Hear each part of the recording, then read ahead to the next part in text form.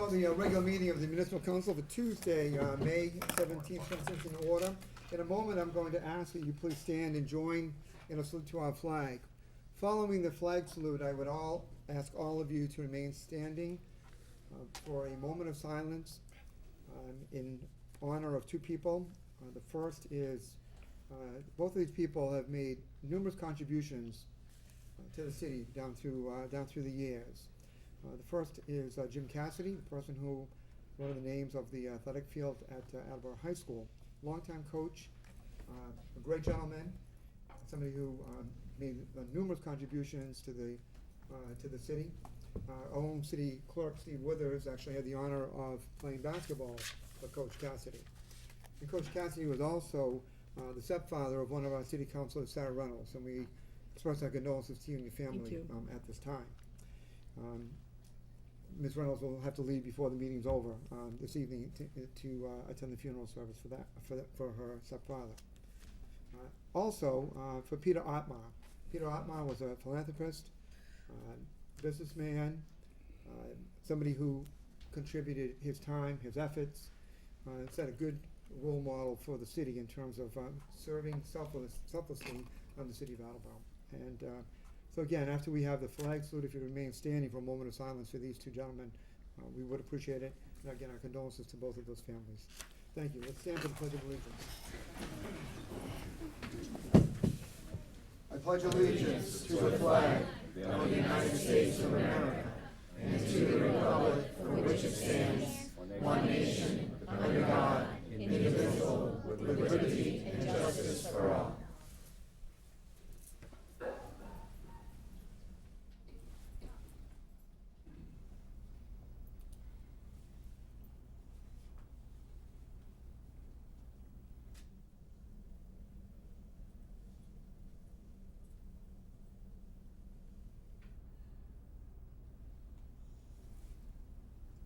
Thank you. You may be seated.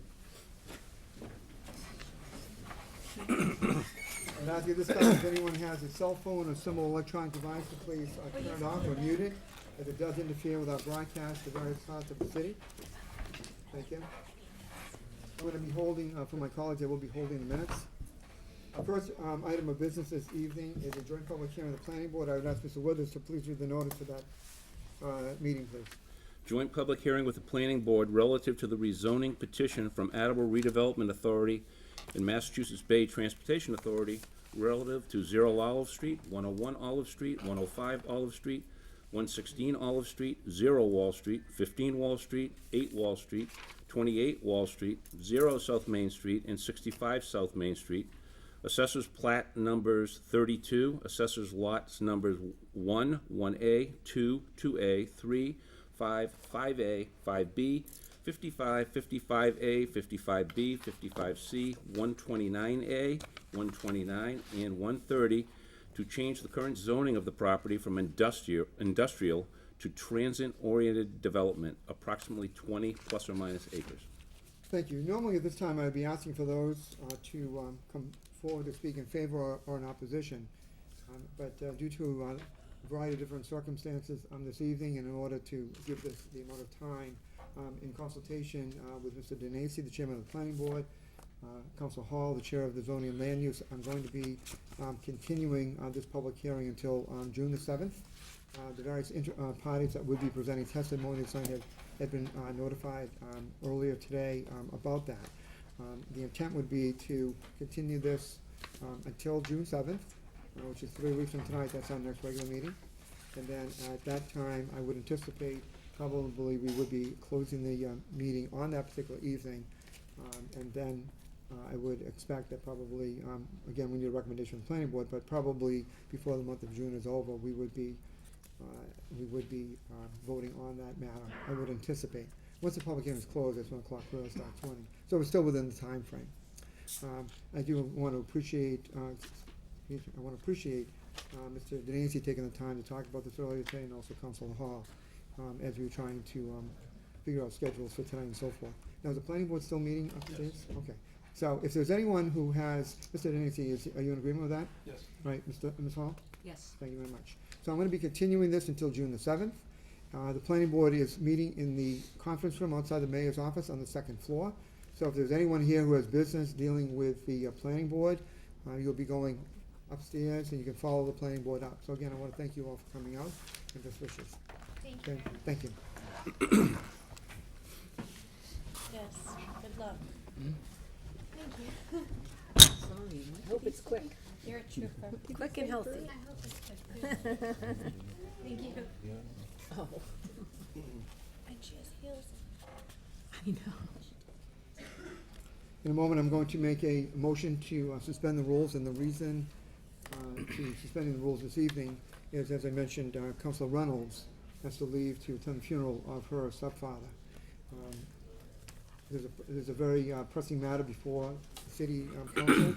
She wanted to participate in the vote, so I'd like you to suspend the rules so that we would then be able to take up this matter that's in the budget committee. Second. So at this time, I entertain a motion. Second. Thank you. The motion is in order. We'll have a roll call. We'll begin with Mr. Delicio. Mr. Delicio. Yes. Ms. Hall. Yes. Mr. Conti. Yes. Mrs. Parika. Yes. Vice President Denley. Yes. Ms. Hegney. Yes. Ms. Reynolds. Yes. Mr. Cooper. Yes. Ms. Jackson. Yes. Mr. Blair. Yes. President Cook. Yes. 11 yeas, 0 nays. The motion passes. We're now operating under suspended rules, which enables us to take things out of order. And as I mentioned, primary reason for doing this evening is for this item involving the acceptance of Chapter 329 of the Act of 1987. That item was referred to the Budget Committee several weeks ago, and so we call upon Chairman Councilor Hegney at this time. Thank you. Reporting for the budget and appropriations from the docket of May 3rd, 2016. I move that the City of Attleboro accepts 329, the Acts, Chapter 329 of the Acts of 1987, which amended Mass General Law, Chapter 44, Section 32, so that in the case of the school budget, the municipal council, on the recommendation of the school committee, may by a 2/3 vote, increase the total amount appropriated for the support of the schools over that requested by the mayor, and provided further that no such increase shall be voted if it would render the total annual budget in excess of the property tax limitations set forth in Section 21C of Chapter 59. Second. Thank you. The motion is in order. Are there any comments?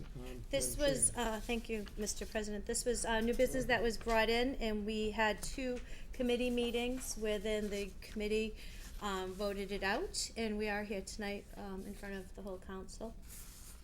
And I open it up. Okay. Thank you. Are there any comments? Councilor Denley. Thank you, President Cook. You're welcome. This is new business, which Mrs. Parika and myself brought in a number of weeks ago.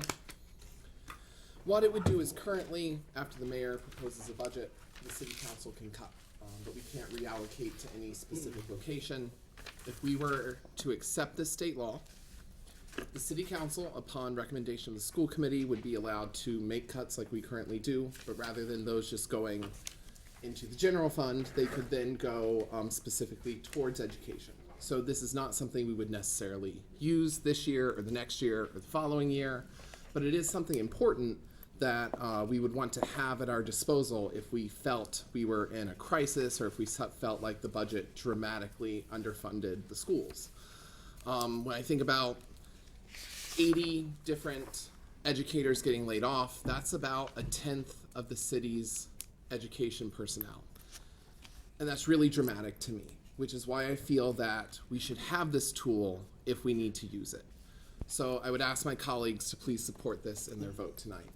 Thank you, President Cook. Thank you. Are there any other comments? Councilor Blair. For those in the audience that don't know me, I've been a city resident all my life and a councilman for the last 17 years. For those that have called me and said my political career was in jeopardy, I never considered myself a politician. I've been a public servant for the 17 years I've sat on this bench. I don't appreciate the threats made to myself or my wife. I have never voted for anything on this council to hurt a child. I have consistently voted in the best interest of the city as a whole. We are in a situation now where we should be working together through the state, through our local people, either in the way of a tax override or sitting down and looking where things can be done. This isn't a motion that should, we shouldn't be adopting this law to be able to threat. This law is not intended to do that. After 17 years on this council, I will not destroy a fire department, a police department, a public works department, the elderly center, the library, to make cuts. And don't tell me we won't use it or try to use it this year. That's a falsehood. Also, I don't believe that it's a false hope for you people. The best thing you can do is rally the way you've rallied in the city and rally at the state level. So they can change the formula. I'll be honest with you, the administration, myself, and a few councilors have worked real hard to see where we can move some money.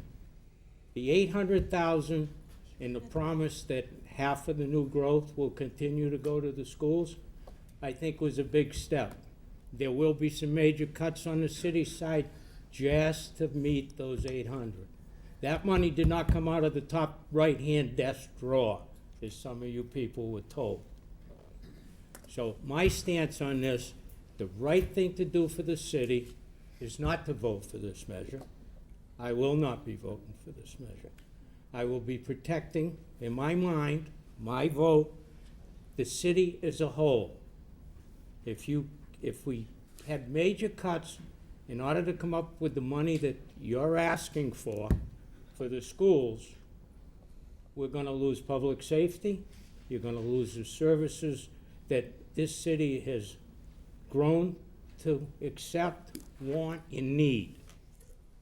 We've gotta work together. And it's not just at this level. We've gotta work together with the state. If as many calls were made to our state legislatures, as were made to my home, maybe you do some good. But you've gotta get together with other towns, other cities. This isn't something that Attleboro is singled out as. And stop staring at me, sir.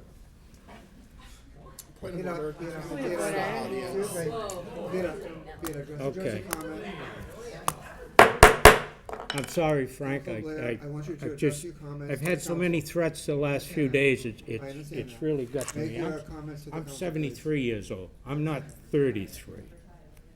So, as I said, I've done my best for the city for 17 years, and I will continue through this term to do my best for the city as a whole. Thank you. Council Conley. Thank you, Mr. President. You're welcome. That was very interesting. I remember getting reprimanded May 3rd for addressing some Boy Scouts in the audience. I get reprimanded.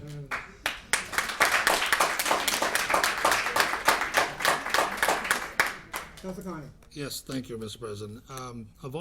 Every single item that I have seen in this chamber for the past 7 years, this has led public interest by far on a factor of 1,000 to 1. I have received scores of letters at my home, of which I've answered every one. I've received scores of telephones, of which I've answered every one and talked to on the phone.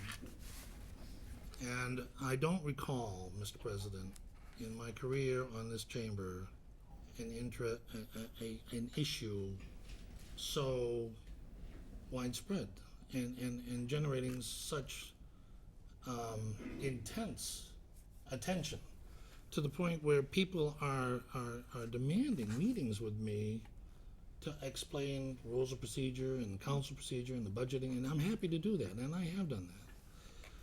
So when that happens to, and I'll consider myself a freshman counselor of 7 years, I think the reason why is because, as one of these letters said, she says in the third paragraph of her letter to me that I get the sense that the reallocation of the budget in any substantial way doesn't happen very often. And she's right. I don't recall this happening in my career here. So I think I understand the intensity of the voter passion. And maybe this is one segment of society, but we're here to represent all segments of society. And it's a personal choice, I think, that each council has to make. You and I both know that we've sat on this council long enough where we've made a vote and we said the next morning, damn, I shouldn't have done that. Darn. We've talked about this. This is one I'm very comfortable in, saying we should allow Chapter 329 in this chamber because it's a safety valve. The mayor can veto it, and it's not certain that our followers on this council will take advantage of this Chapter 329. It's only engaging the right of this body to have the ability. And I don't understand why this body would turn that down, Mr. President. Because I think it enables us to have a bigger voice of the people who elected us. And that concludes my comments, Mr. President. Thank you. Council Precor. Thank you, President Cook. Thank you, Mr. Conti. I thought your comments were on point and well done. My experience obviously has been slightly different than Councilor Blair's. Every letter, I have 57 letters sitting on my desk at home. Every single one of them has been polite and courteous and asking for us to do the job that we've been elected to do. What I've witnessed, obviously, as this was new business brought in by myself and Mr. Denley, it's something that we strongly support. I've asked repeatedly for an explanation as to why a council wouldn't want this, because there's very little difference between, there was a lot of discussion about, well, Heather, we already have this right. We can make appropriation recommendations, and then we can speak to the mayor and say, this is where we want the funds to go. He doesn't have to listen to us. We write the capital improvements plan every year, or Councilor Conti does. We make recommendations. He doesn't listen. So we need an opportunity that should we be able to, we are now, it says right here, there was a lot of discussion on whether or not we needed to adopt it or not need to adopt it. We do need to adopt it to be able to utilize this. We also, I don't understand why, for once, we would be able to, more than simply be able to make a recommendation, we could actually be effective and say, let's reappropriate this. If we want to talk about this year, we don't know if there's anything. We don't have a budget to look at yet. I don't have any answers. I don't know what the mayor's doing with the budget and making reappropriations now. The school committee can come to us and make the request. We can tell them no. We can adjust whatever the amount is. I'm looking for the ability to be able to say what we mean and mean what we say. And when we make the recommendation, if there are funds available this year, next year, 20 years from now, then we'd be able to make the recommendation that that's where it's going to go, that's where it goes. I don't want to take it off the table. We make recommendations all the time and it falls on deaf ears. I don't have a problem. There's been a lot of discussion again about what's the vision for the city, and he's doing it wrong, and this isn't what we want. You know what? We all have visions for how we want things to be. And maybe now, with the outpouring of support and the 57 letters and the phone calls and everything, the city's saying our vision has changed. Our vision is for the schools to be strong. And for the schools to be strong, everything else falls in line. So no one's been able to tell me why having our words mean something is wrong, and not having our words mean something is the better option. So I strongly encourage my counselors to put this forward and see what happens after this. We can put it forward, the mayor can veto it, but I think for us as a council, I think it's a smart move. And that concludes my comments. Thank you. Any other concerns for Mr. Hall and Councilor Delicio? Thank you. And I do want to thank Councilor Conti for bringing the point up that, you know, we do indeed represent everybody. And I also want to say that I do appreciate all the letters and phone calls, and I've had great conversations. Some of my letters weren't as nice as yours, so, but I did appreciate everybody that I talked to, because every time I talked to someone, I learned something new about the schools. I learned a little bit about how people felt inside and what's going on. And so I do appreciate it. My ears are open. However, I have expressed my concerns about the governance and the governance of a city. And to me, that's a very important thing. And if any of you know my background, it's a very, very important thing to me, that people have the right to vote for the type of governance that they want to see. And this city of Attleboro has voted to be a city, and with that type of governance comes particular duties and responsibilities and authorities that go to the executive branch, which is the mayor, and the legislative branch, which is us. I really don't think it's the right of 11 people to override the vote of a whole city. I think that's wrong. For 11 people to give ourselves powers, we don't even have to go through anybody else. We can just vote it tonight. That's pretty scary to me. So that's one of my first points. But I did want to make another comment. And I do appreciate Councilor Denley's. You know, he did bring this in, and it was first presented as a very innocent tool for our toolbox.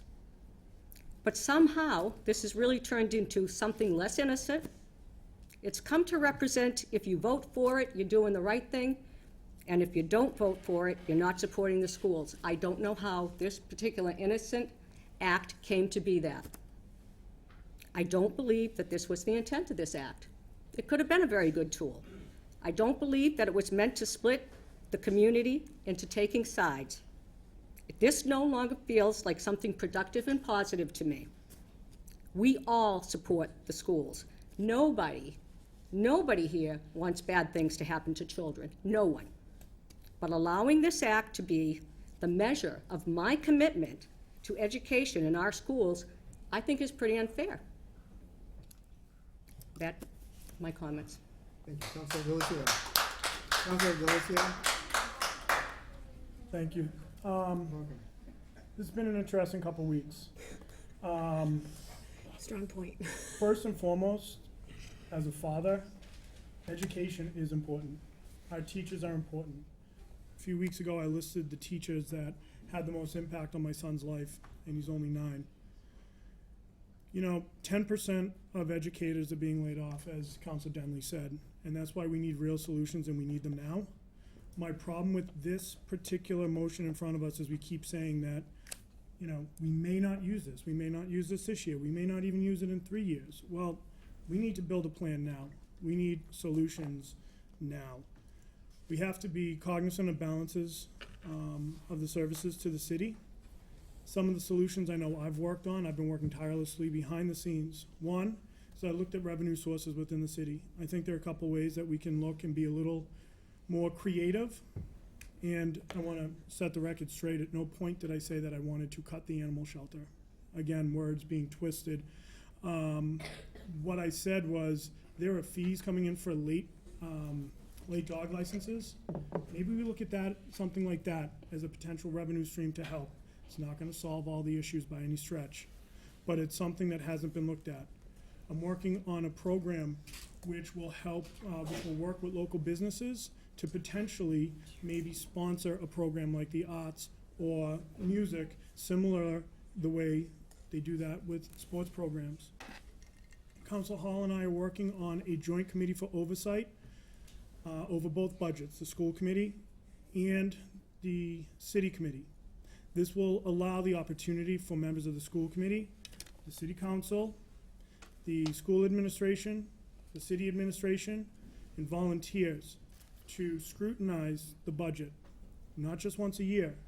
We'll be looking for quarterly updates, annual updates, all of which will be available. I've spoke with several experts, such as the Foxborough Town Administrator, who has quite a understanding of municipal budgets. City Councilor in New Bedford, Bousquet, Bousquet rather. I've spoken with the mayor, I've spoken with Mr. Lacasse, the city solicitor, I've spoken with the Executive Office of Education. They all said one thing. The reality of this matter is, if we decide we're gonna cut, say we take $1 million from, I don't know, the library, just for instance, that $1 million goes to the school budget. The following year, that $1 million is now part of the target baseline for the budget. That is actually making it more difficult for the schools the following year to hit their budget. That's a concern. That's an absolute concern to me. What I think we need to do is continue the momentum that has been built. Your voices have been heard. Believe me, your voices have been heard. We need to continue together. The crux of this right now is that the state formula is broken.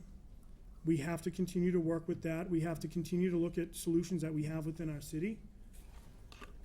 I also, again, President Cook, I'm gonna stress again the need, I think, for the summit between the school committee, the city, and the school department and the council. We have to fix this now. We have to come up with realistic solutions, and I feel not something that is something we could use. We need something now, and we need a sustainable plan. I'd rather our actions speak louder than our words. Any other comments? Just, if I may, Counselor, quick. just a quick follow-up. Could you please just repeat your last 2 sentences for me? I would like You want solutions now? I want solutions now So, that are going to have an immediate impact, not something that we may or may not use.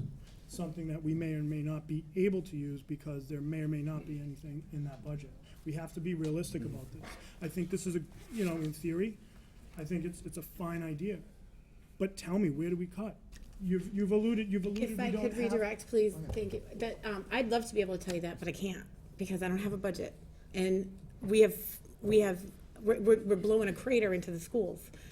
And it's a long-term effect, because we can sit around and create committees and do things like that, but it's not actually gonna present a solution in a timely manner. We're pushing the budget, we're not gonna get it till the 30th.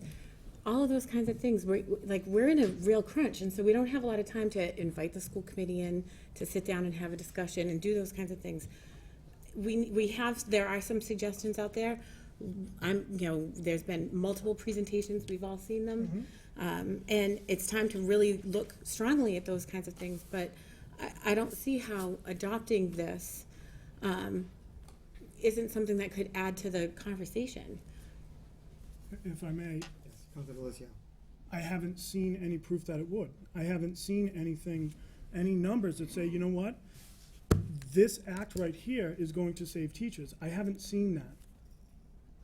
I just, How can you right But- now? but- But why but wouldn't you, Counselor, but there's all, Counselor Delizio has the floor. sorry. that is absolutely my point.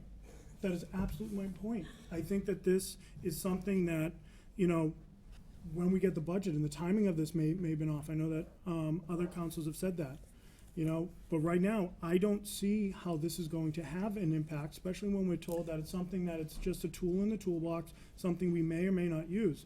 My bigger point is we need to find something now that we can use. Now, I understand your case and your point that, I'm sorry if I said something humorous, I'm trying to be level-headed and find something that we can actually dig our teeth into that's going to potentially save some of these teachers. I think having a conversation with the school committee when we haven't seen their budget full, we haven't seen the cities, I think that's where we need to start. The timing of this is wrong, is off, I get that, especially where we haven't gotten those budgets yet. But I don't know that this particular piece of business is going to save those teachers' jobs right now. Can I redirect, please? Counselor Prager. Thank you. None of the plans that you just talked about had actual numbers affixed to them either. And we adopt policies, ordinances, all sorts of things in advance of having them to actually be tangible. We adopt TOD, we adopt medical marijuana, we adopt all sorts of policies, procedures, legislative items, all sorts of things all the time for what can be used in the future. This is no different than that. And I didn't hear one of your suggestions with actual figures in it that we can reappropriate. So there's not a whole lot of difference between what I'm making the recommendation for and what you're making the recommendation for. And if you want to work together, then this is a great way to do that.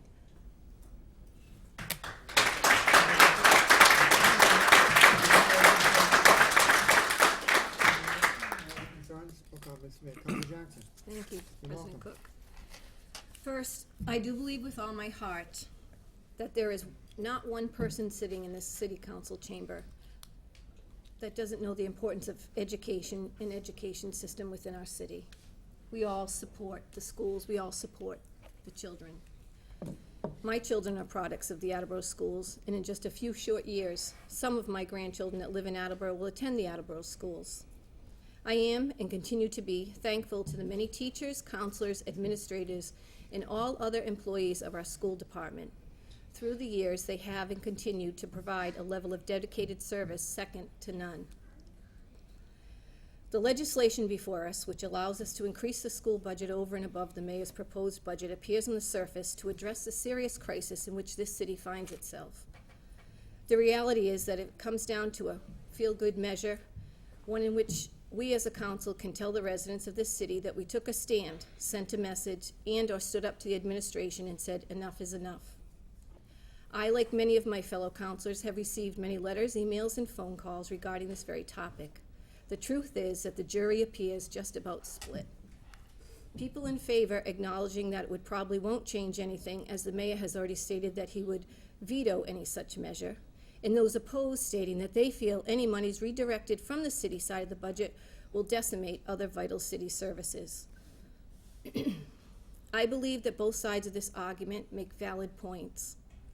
As an elected official, I have strived to listen more than I speak. I weigh all comments and points made on all issues. I cannot simply take the position of political expediency in an effort to survive the next election. With regard to sending a message to the mayor, I don't think there is one person in this city that doubts that the mayor recognizes the seriousness of the matter at hand. I do believe that this is a time for all departments in the city, both the school side and the city side, to review their budgets and see if there is anywhere that reductions within each budget can be made to help ease this crisis in any way. It is unlikely, rather possible, that there is not enough fat to offset the shortfall. However, by working together internally and working with our legislative representatives on Beacon Hill, I am hopeful that we could address some of the problem.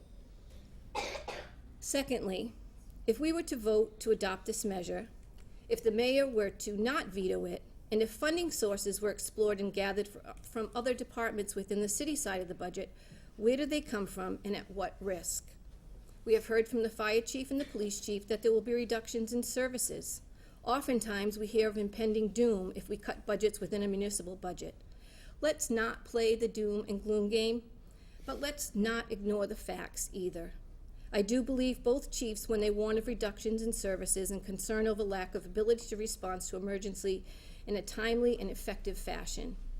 I am also of the belief that other departments that also provide vital services, would suffer.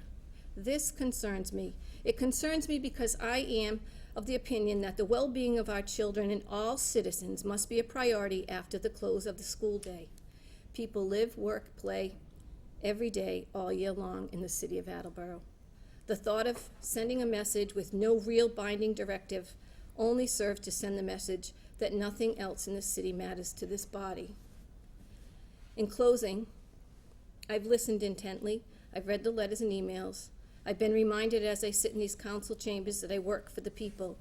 I get that, although I prefer to consider that I was elected to this post to serve the people.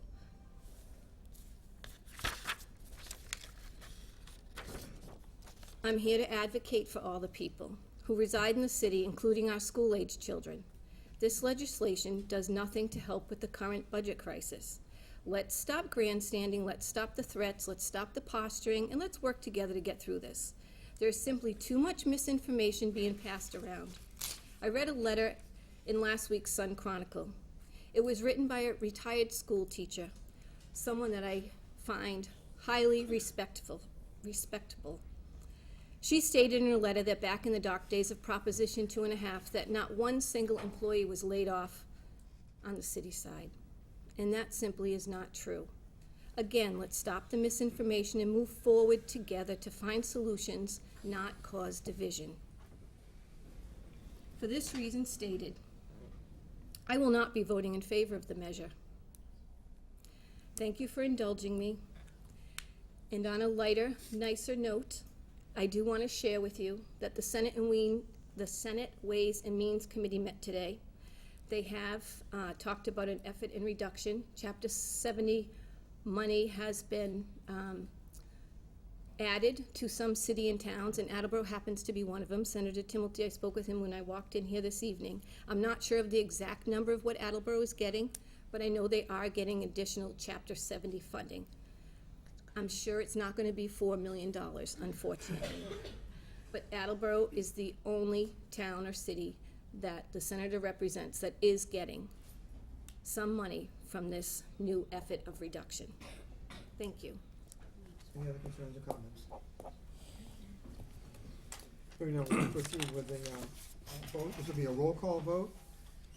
And the vote will begin with Councilor Blair. Mr. Blair, No. Mrs. Jackson, No. Mr. Cooper, Yes. Ms. Reynolds, Yes. Ms. Hegney, No.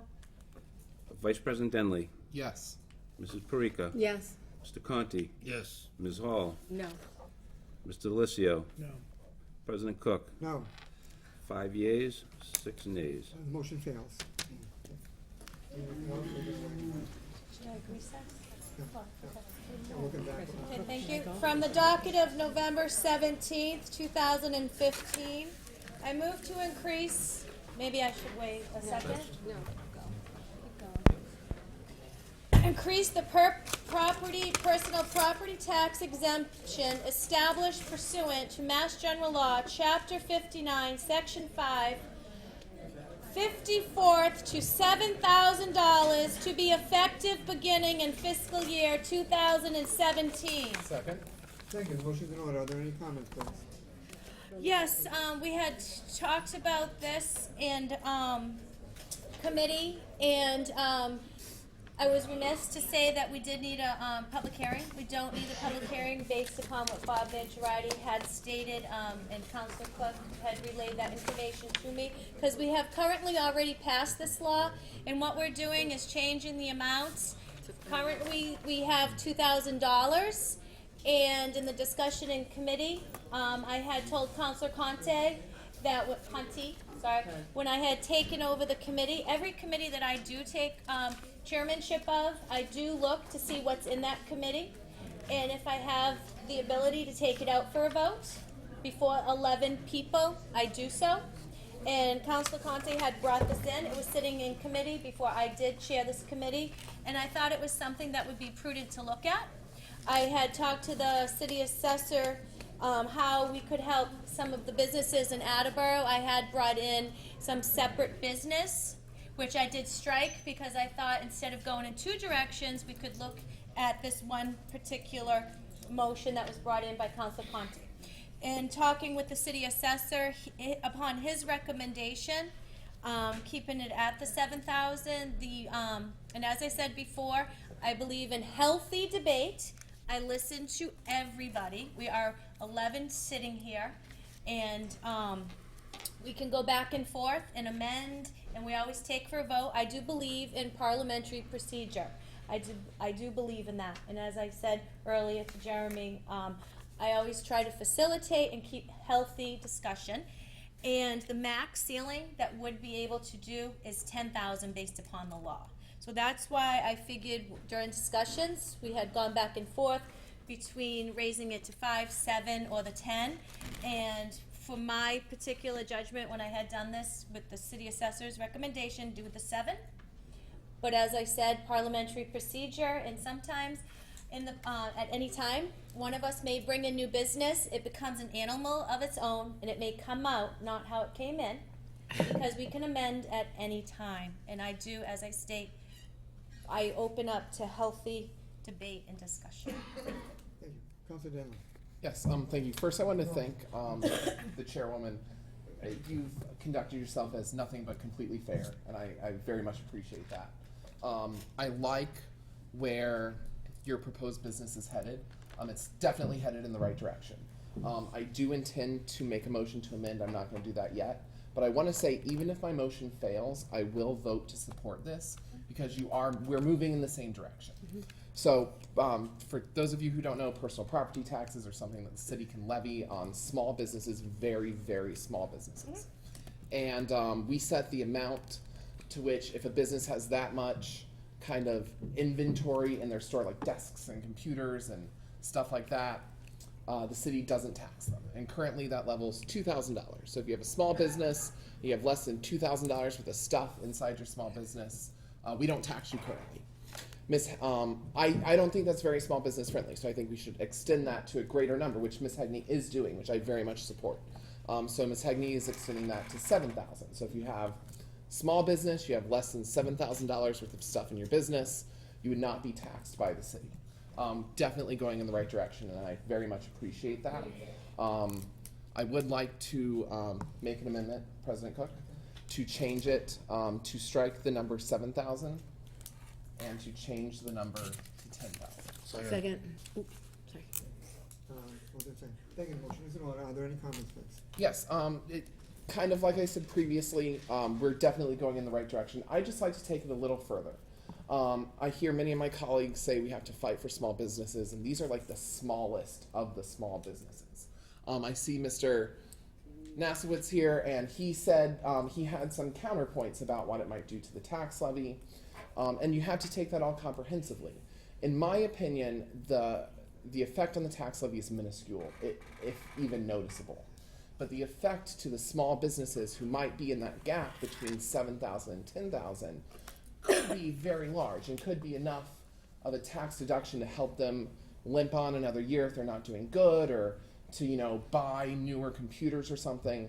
So while I appreciate what Ms. Hegney is putting forward, I think we should go a little bit more aggressive and take it to the number which the state allows us to, which is 10,000. And it really would affect a very few number of businesses. Once again, our assessor said there's a number of businesses that are exempted or who don't qualify under this. So it's a subset of small businesses. But we're talking about really small businesses. So that's why I am making this amendment. But I do appreciate the chairwoman's work. Thank you. Thank you. Yeah, again, just so you're all are all aware of, a key point that Mr. Denley made was that the 10,000 is the maximum that we can go up to, right, under state law. And again, that was something in conversations that I had with the city solicitor over this issue. He had made mention that, again, we can make any changes we want, but we just cannot go above the 10. So just so you're all aware of it, that's the ceiling we're looking at. So I'm going to Councilor Parika and then Councilor Hall. Councilor Parika. Thank you. I will Welcome. support the amendment made by Councilor Dinley. When we talked about, it was so long ago that we that we talked about this. I remember when we had our chart in front of us, there was a large population of individuals that have to pay personal property tax in the 7,500 and under range. That was the largest uncollectible portion of personal property tax. So again, when Councilor Denley makes the statement that the amount that would affect the levy is negligible, it's a small amount, it's true, because the people that owe that small amount don't typically pay it. So I think that popping it up to $10,000 will actually, let's match it up with Mass state law. Let's give our small businesses a break. And again, the group of people that will help is relatively small too. So I think it's a good move. Thank you. Oh, thank you. Councilor Hall. Yes, I do not support the amendment, and the reason why I do not support the amendment is not because I'm not in favor of small businesses. I think I'm very much in favor of small businesses, but I'm more concerned about this. From what I understand in the discussion that we had, is that regardless of any changes that get made internally, there needs to be an offset. And I did ask again to the tax assessor, what does that mean? Does that mean that this will now be offset to the residents? And the answer was, yes, it was. So anytime we increase this, that's more money that now needs to be offset to the residences. And so I'm okay with bringing it up a little bit, But to go right to the $10,000, I don't think it's the right thing to do. I mean, when you raise taxes, or that's what you're gonna be doing, you're gonna be raising the levy, you're gonna be offsetting, people are gonna be paying more. A gradual increase is what I would prefer, if it was me. So my pocketbook, if you would, could get used to any kinds of increases coming up. So I am not gonna support the amendment. I will support the original motion. Any other concerns, Councilor Hagan? Thank you, and as I said, everybody, I like to listen, and sometimes even during this discussion, for basic, discussion, I may hear something and I'm like, oh, and sometimes if you make a valid point, and as I said, I always do listen, and even if this passes or fails for the amendment, and then once we go on to the main motion, or if it fails, anyone can also make, an amendment to 5. They can always, I know, Jerry Chase was always famous for that, always making amendments in between 2. So even if somebody didn't want to go right to the 10 or the 7, and as I said, I never take ownership for a motion that does not come from me into the council. And as I said, when you bring in a motion, it becomes an animal of its own sometimes, and it does get made it's with amendments, and the end result may not be exactly what everybody wants, but that's why we'll have the majority of the vote. So thank you for your comments, Jeremy. Any other concerns or comments? Okay. Here, again, this vote will be to amend this from 7,000 to 10,000. And that's the only vote. Everybody clear on that? So yes vote is to change it from 7 to 10, and no vote is to leave it for the time being at 7. Right? Any other concerns or comments? Everybody square on the vote? Okay, this will be a roll call vote, and the vote will begin with Councilor Delicio. Mr. Delicio. No. Ms. Hall. No. Mr. Conti. Yes. Mrs. Parika. Yes. Vice President Denley. Yes. Ms. Hegney. No. Ms. Reynolds. Oh, so I'm sorry. Absent. Mr. Cooper. Yes. Ms. Jackson. No. Mr. Blair. No. President Cook. No, 4 yeas, 6 nays. motion fails. We're back to the original motion. Are there any other concerns or comments? Yes. I just want to say, even to bring it out, and even as I said, if an amendment doesn't pass, even to just bring it back out for discussion, and even to raise it up to over the 2,000 to 7, I think we're making headway. So I do want to thank also who brought the business in. It was Mr. Conce. And as I said, at least we're having a healthy discussion, and we can all move forward and have correct parliamentary procedure, okay? Councilor Denley. Even though the amendment failed, I will support the motion as it currently is. Councilor Delicio. Council Denley brought up a lot of good points, and it was tough. It was tough. I was really leaning towards the 10, but I think Council Hall did a nice job of really articulating where my thought is. I think a gradual move at this point is probably the best thing to do, because there's nothing saying that we can't bump it up in future years. Okay. Any other concerns or comments? Councilor Hall. I mean, I just want to say the other thing. Obviously, with what's going on currently, there may be some very soon future opportunities where we might have to look at other revenue type actions. And so I look at things in a whole, and what's coming down the line, and what we're going to ask of people. And, I think that there may be bigger fish to fry, if I could use that word, coming down the line, that I think a nice compromise at this point in time is probably what I feel comfortable with. Because again, I don't want to keep on, I can see that we might have an opportunity to keep asking for more. So I'll save my asking for more for a bigger time. Thank you. Okay. Any other concerns or comments? Hearing none, we're back to the original motion. Anybody want it read again? No. Again, so this is to, this would be the $7,000 figure. So we will have a roll call vote, and the vote will begin with Councilor Blair. Mr. Blair. Yes. Ms. Jackson. Yes. Mr. Cooper. Yes. Ms. Hegney. Yes. Vice President Denley. Yes. Mrs. Parika. Yes. Mr. Conti. Yes. Ms. Hall. Yes. Mr. Delicio. Yes. President Cook. Yes. 10 yeas, 0 nays. Motion passes. 10 and 1. Oh, 10 or 1. One, with Ms. Reynolds. 10-0. I need a 6 votes. All right, so, That is all the business I have for the budget and appropriations this evening, but I think we've making headway. And as I did state, we did start with our budget meetings last night, and as I had spoken to a couple people, I will take any hits for having them before we have the budget on the 31st. I had told the administration we need to start having discussions. I need a date when the budget would coming down, so it's confirmed for the 31st. And I said, okay, great. Well, now we need to start the citywide and the mayor discussion, which will be starting June 2nd. And I did not schedule anyone else on that date in case it's a lengthy evening. So we'll start with the June 2nd. The new schedule did come out. We do have a committee meeting next Monday, and even tonight, some of the feedback that I've gotten tonight is positive. That yes, we don't have the recommended, but we do have the department heads requested. And I've had even a couple counselors who are on my committee, so there's no open meeting law violation, okay? That they already see some cuts. So just starting to have discussion, a dialogue, and I think we had some pretty healthy dialogue going through with the department heads so far. So, and I do apologize if you're not happy with the path I've taken thus far, and I will take it. I have thick skin.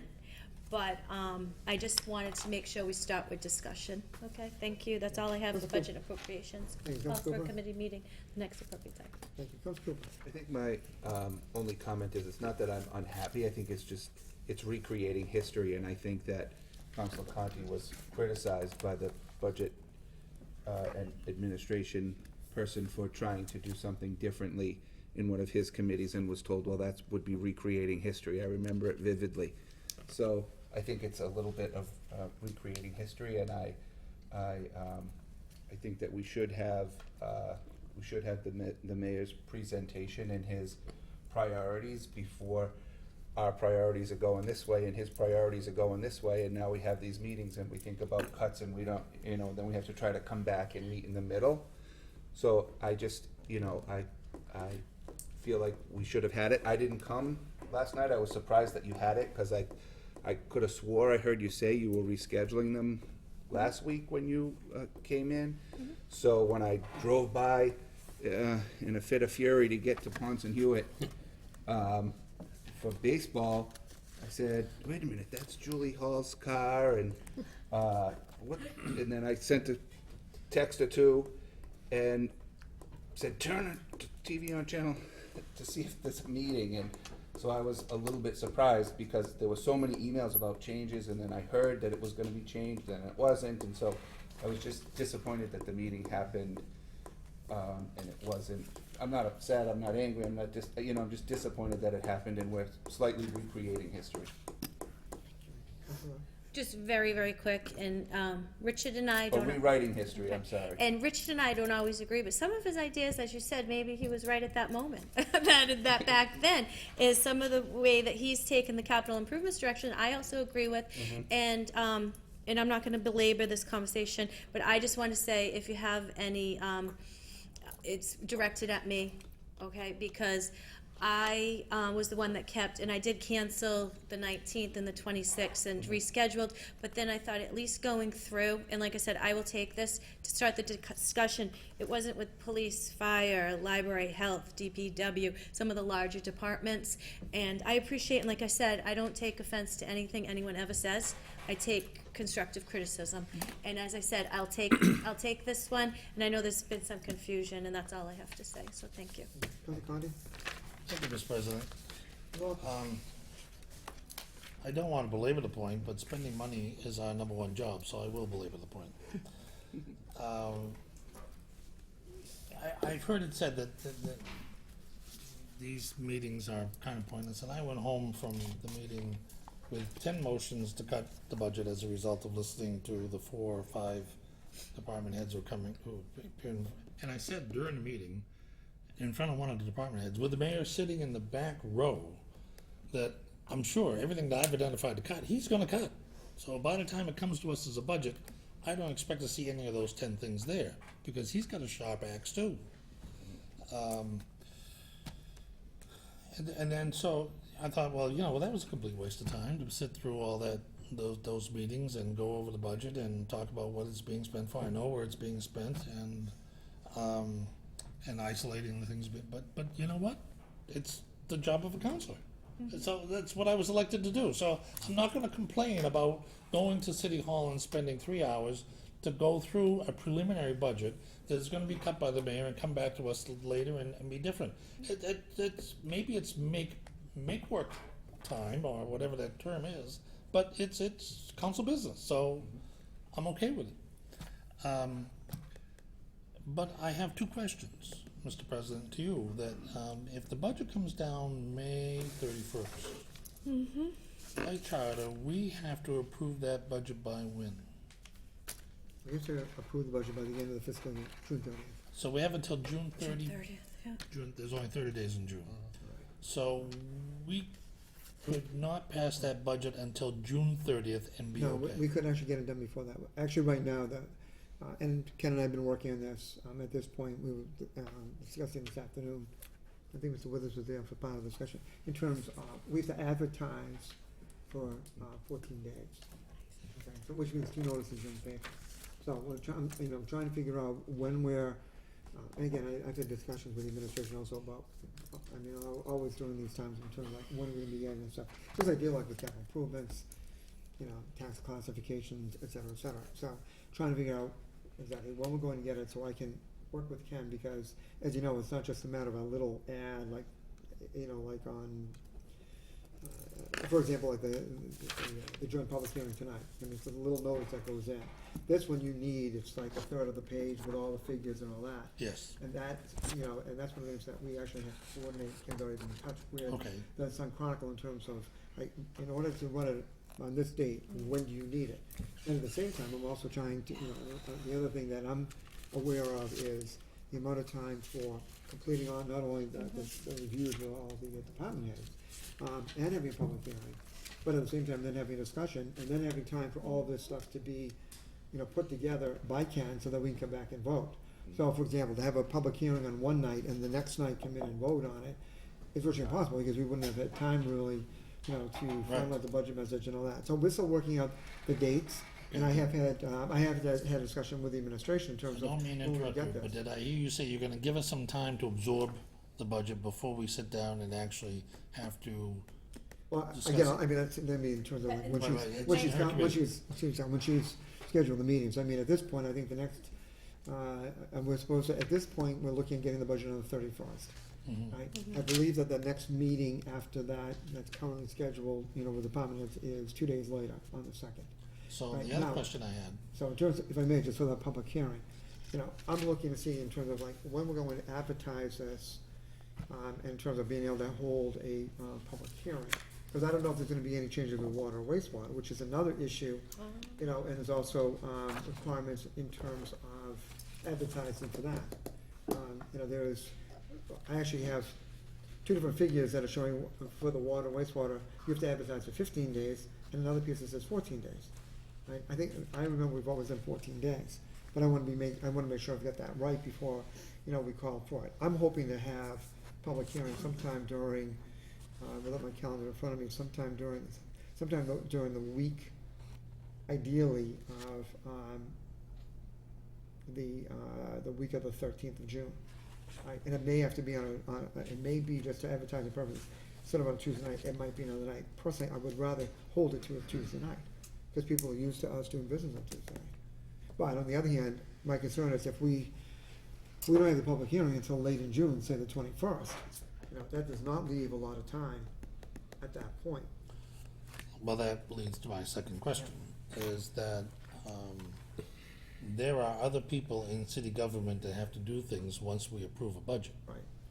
And if we were to delay our decision until June 30th, it puts them in a living hell. Absolutely. And I'm trying to avoid that too. Well, can we isolate what has to happen after the council takes a vote? Because I think Steve has a role with DLS, and I think the auditor has something to do, and the treasurer has something to do. The mayor has to approve the certificate of vote. Right. A lot of that, I will say, in comparison to, say, with tax classification that we do in the fall, a lot of work involved with getting it up is, from my experience, it is less of an issue than it is with tax classification, you know, for example. Okay, good. So in terms of moving along, it's one of those things that does tend to move along at a more rapid pace. I mean, for example, like on tax classification, for those of you that don't know, the presiding officer of the council has to, when we do the tax classification, there's certain things of the DOR that have to be signed. Yes. Okay, now, Well that aware is of that. not true when we get to Okay, the budget, good. for example. Good. So the timeframe is a little bit short. But again, I mean, these are all the things that, behind the scenes that I've been working on also. I mean, I've never left it up just to the chair of the budget committee, you know, to be trying to figure this out, no matter who it is. I did the same thing when Council Kirby was sitting and doing it. Trying to, you know, as council president, I've always been mindful of the impact on others and trying to move it along in terms of, you know, making sure that it gets advertised. Make sure the Sun Chronicle has it when they need it, so that we don't miss with them, so they don't advertise, which throws our schedule off. And at the end, they're making sure that all the stuff gets done with these other departments, so they can get their part done and get it out of here. So it's kind of like juggling at both ends, you know, of the month of June at this point. And the big thing is, you know, the advertising, that's one part. Once we, you know, we can do our thing in between, but, you know, we have to have a public hearing, and we have to then meet as a public hearing to finalize, you know, discussion, create the message, et cetera, and then voting. I'm glad this got an airing, because one of the things I picked up in reading the 60-odd letters that I received is that a lot of people don't understand the budget process. Okay, sure. I mean, if you're not sitting in this horseshoe or in the building, you know, as a city employee, you probably don't really have your handle on how this whole thing goes together. And no, I agree with you. I mean, municipal finance is different, Complicated. you know, from like, you know, business finance. I mean, I've been involved in, you know, outside of city government in terms of putting budgets together, and it's a different animal, you know, than it is when you get to government. And municipal finance is something that, you know, is, you know, most people, I would say, don't really pay a lot of attention to it. You know, when I look at some of the things that have been said in recent days and weeks, I can see that there's a lack of understanding of municipal finance. You know, it's very clear. But if you don't work with it all the time, and I think that's one of the dangers as city councilors or as elected officials, you know, we live and breathe all this stuff. You know, be it, you know, procedural matters, you know, be it dealing with, you know, ordinances, budgets, you name it. You look at the multitude of things that we deal with, right? And it does take a certain amount of knack to be able to understand that, as you know, we've had discussions on this line, you know, and on a given night, be able to be switching from one to the other, you know. But if you're not involved with it, and that's part of the reason, I mean, sometimes people say, well, you know, explain before a public hearing about the procedure, I go into more detail. I'm doing because I've gotten feedback from people that they don't understand, people watching at home, you know, and I never know when somebody's tuning in, it's just tuning in for the first time, so I try to be mindful of that. So I don't mind the criticism of God for talking too much about it, because I know, on the other hand, what I've heard from constituents. It's remarkably complicated. I remember when I was a little boy in East Kingston, New Hampshire, my father dragging me to town meeting, and they voted one vote, 35 people, and the budget was approved. Right, yeah. And there's a big difference between, you know, one of the things that I find, in talking to people, is that there's a major difference between municipal finance for a city and municipal finance for a town. Right? And, I mean, I was born in a city, but then I grew up in a town. It was a lot different there than it is here, right? And I think sometimes people had the same experience I had. I mean, you know, before I got involved, it was actually an issue involving the school fair meeting, held in the local government. You know, where I was disagreeing with some of the things that were going on, you know, years ago. But the bottom line is that, you know, I had a mindset, because I had come from a town, I'd been involved in a town, I saw what was going on, and I was like, well, that's not done the same way. And I think that's also part of the issue. That's all I have for budget Thank you. appropriations, and call for a committee meeting at the next appropriate time. And I just, please, I'm just asking you, I would rather not have the public hearing on a Tuesday night, but On a Tuesday that's night? it, yeah. We always have hearings on Tuesday night. Okay, Well- again, I'll be keeping you informed. Maybe So, please understand, we're trying to People should have the. trying to work all these details out, okay? Yep, All right, thank you. anything else? I'm gonna go on to the reading of the mayor's communication Great. at 8:09. Still with us? All right, May 17th, 2016, dear I don't hear the municipal voice. Dear municipal councilors, as you may recall, the city of Attleboro signed a community compact agreement with Lieutenant Governor Karen Polito July 2nd, 2015. The community compact program is designed to offer municipalities a stronger affiliation with the Commonwealth and its state agencies by allowing municipalities the opportunity to identify best practices and implement them with the assistance from the Commonwealth. In concert with the Community Compact, I am pleased to announce that the city is in receipt of a grant in the amount of $25,000 to seek accreditation of the Attleboro Police Department. The Police Department will sustain, develop, and implement proper policies and procedures within the department. This will include updating current police department policies and creating new policies where needed in order to be in concert with best practices in the policing field that fit within the organizational structure of the department. There is no matching requirement for this grant. In accordance with Chapter 1, Section 12 of the revised ordinances of the City of Attleboro, I hereby request your honorable body to approve expending of such funds in any future grant amendments. Copies in your packets. Public Safety and Emergency Management Committee, please. I respectfully submit a communication from City Auditor Deborah Gould regarding the need for additional funding for Fund 3532, Mass Works, for project-related expenses not eligible for reimbursement from the Commonwealth.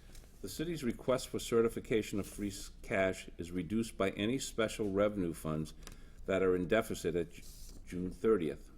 Therefore, in order to avoid such a deduction, I hereby request your honorable body to appropriate $19,595.05 from citywide reserve fund for transfer to account citywide other financing uses, and to further transfer $19,595 from account citywide other financing uses to fund Mass Works other financing sources.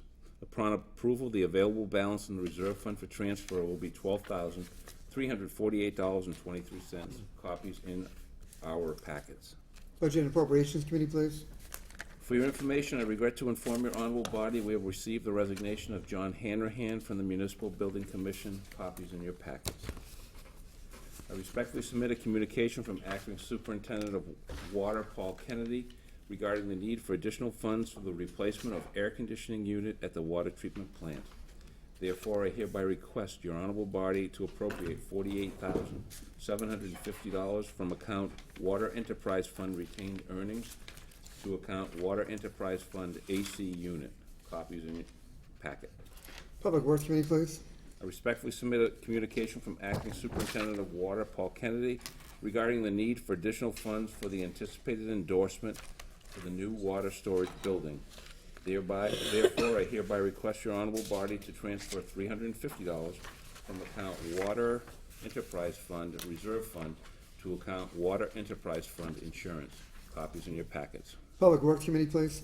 I respectfully submit a communication from Acting Superintendent of Water Paul Kennedy regarding the need for an appropriation of funds for the design of a new dam at Blake's Pond to replace the current dam, which is over 50 years old and shows signs that trigger replacement. Therefore, I hereby request your honorable body to appropriate $132,000 from account Water Enterprise Fund retained earnings to fund 3321 Blake's Pond Dam. Copies in your packets.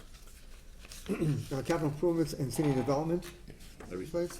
I respectfully submit a communication from Acting Superintendent of Water Paul Kennedy regarding the need for an appropriation of funds for the Phase 2 design for the rehabilitation of the Luther Reservoir Dam. Therefore, I hereby request your honorable body to appropriate $177,900 from account Water Enterprise Fund retained earnings to fund 3322 Luther Reservoir Dam. Copies in your packets. Capital Improvements and City Development Committee, please.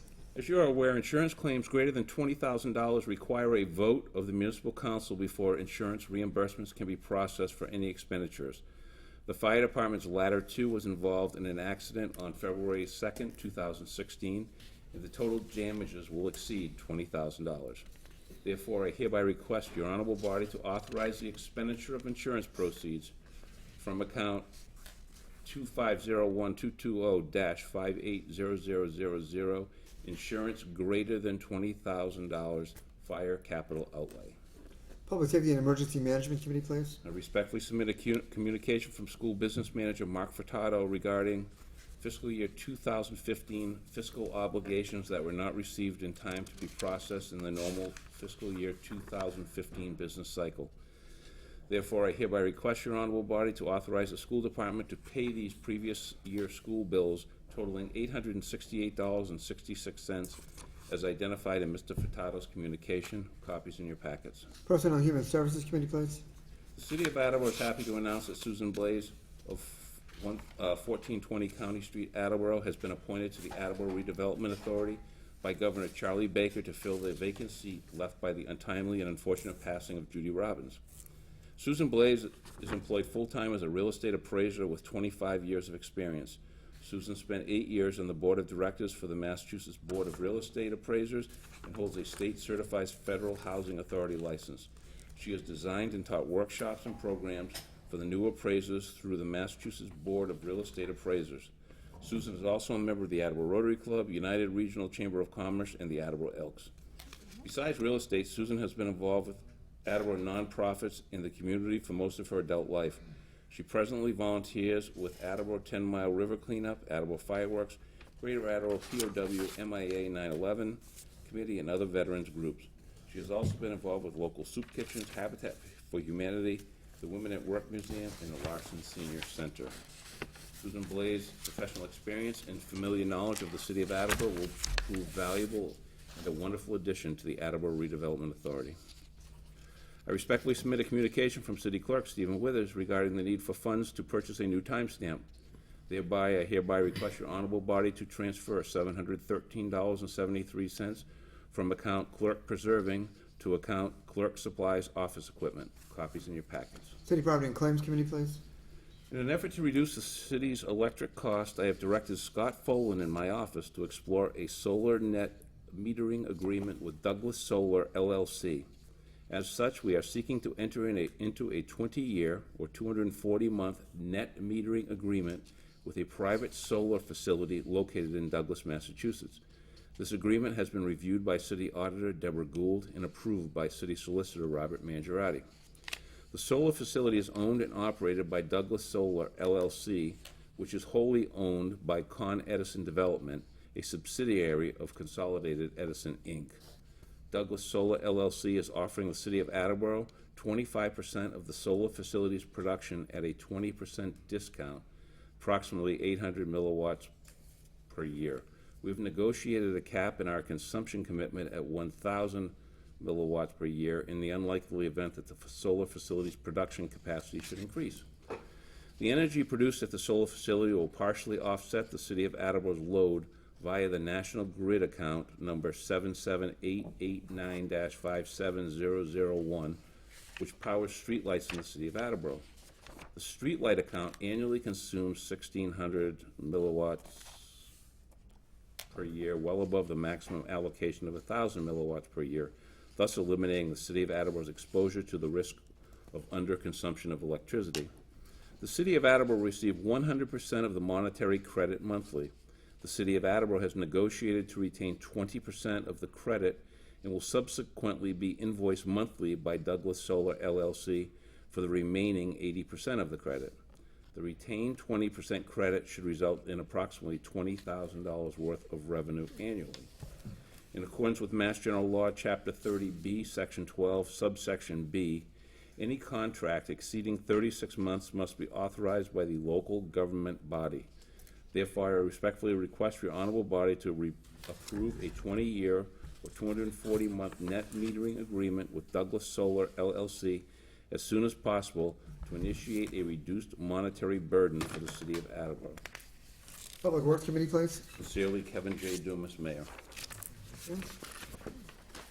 Now the other communications. Yes, we have a request from the Friends of Capron Park Zoo dated May 5th, 2016, requesting that the City Council hold a public hearing on a waiver of Section 11-15.1 of the revised ordinances of the City of Attleboro to serve beverages on city property at the Capron Park Zoo on September 10th, 2016, from 7 p.m. to 10 p.m. for their annual fundraising event, Passport to Mexico. Alexis Committee, please. And Vice President Daley, this matter requires a public hearing. Would you like to call for a public hearing on Tuesday, June the 7th? Yes, President Cook. Thank you. Is there a second? Second. Thank you. The motion is in order. All those in favor? Aye. Aye. Opposed? The motion passes. The hearing will be on the 7th of June. Thank you. Okay, we have Next communication would be questions to the Attleboro City Council from Chris Fitzpatrick and Margie Kelly of 5 Franklin Street, which is Ward 3, Attleboro, Mass, regarding unfunded state mandates. Budget and Appropriations Committee, please. We also have received numerous communications about concerns with the city's proposed fiscal year 17 school budget from Christopher Bluen, 17 Remington Road, Attleboro, Mass. Carol Convalinka Conley, 27 Ramble Road, Attleboro, Mass.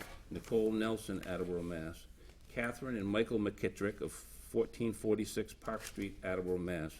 Michael J. Davis, 99 Thayer Farm Road, Attleboro, Mass. Lisa Christofouli, Attleboro, Mass. Jackie Eman, 17 Austin Drive, Ward 5, Attleboro, Mass.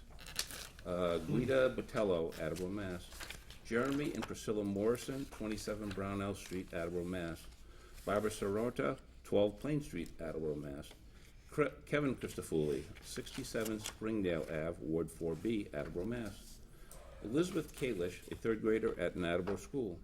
Erin M. Kalish, 8.5 Mechanic Street, Attleboro, Mass.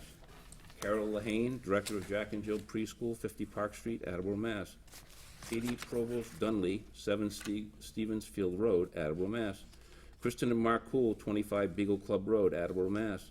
Lynn Falzone, 5 Russell Tennant Drive, Attleboro, Mass. Dorothea Moth Touch, 44 Russell Tennant Drive, Attleboro, Mass. Ann Mastinelli, 34 Lester R. Saray Drive, Attleboro, Mass. Steve McKenna, Attleboro, Mass. Jamie McKenna, Attleboro, Mass.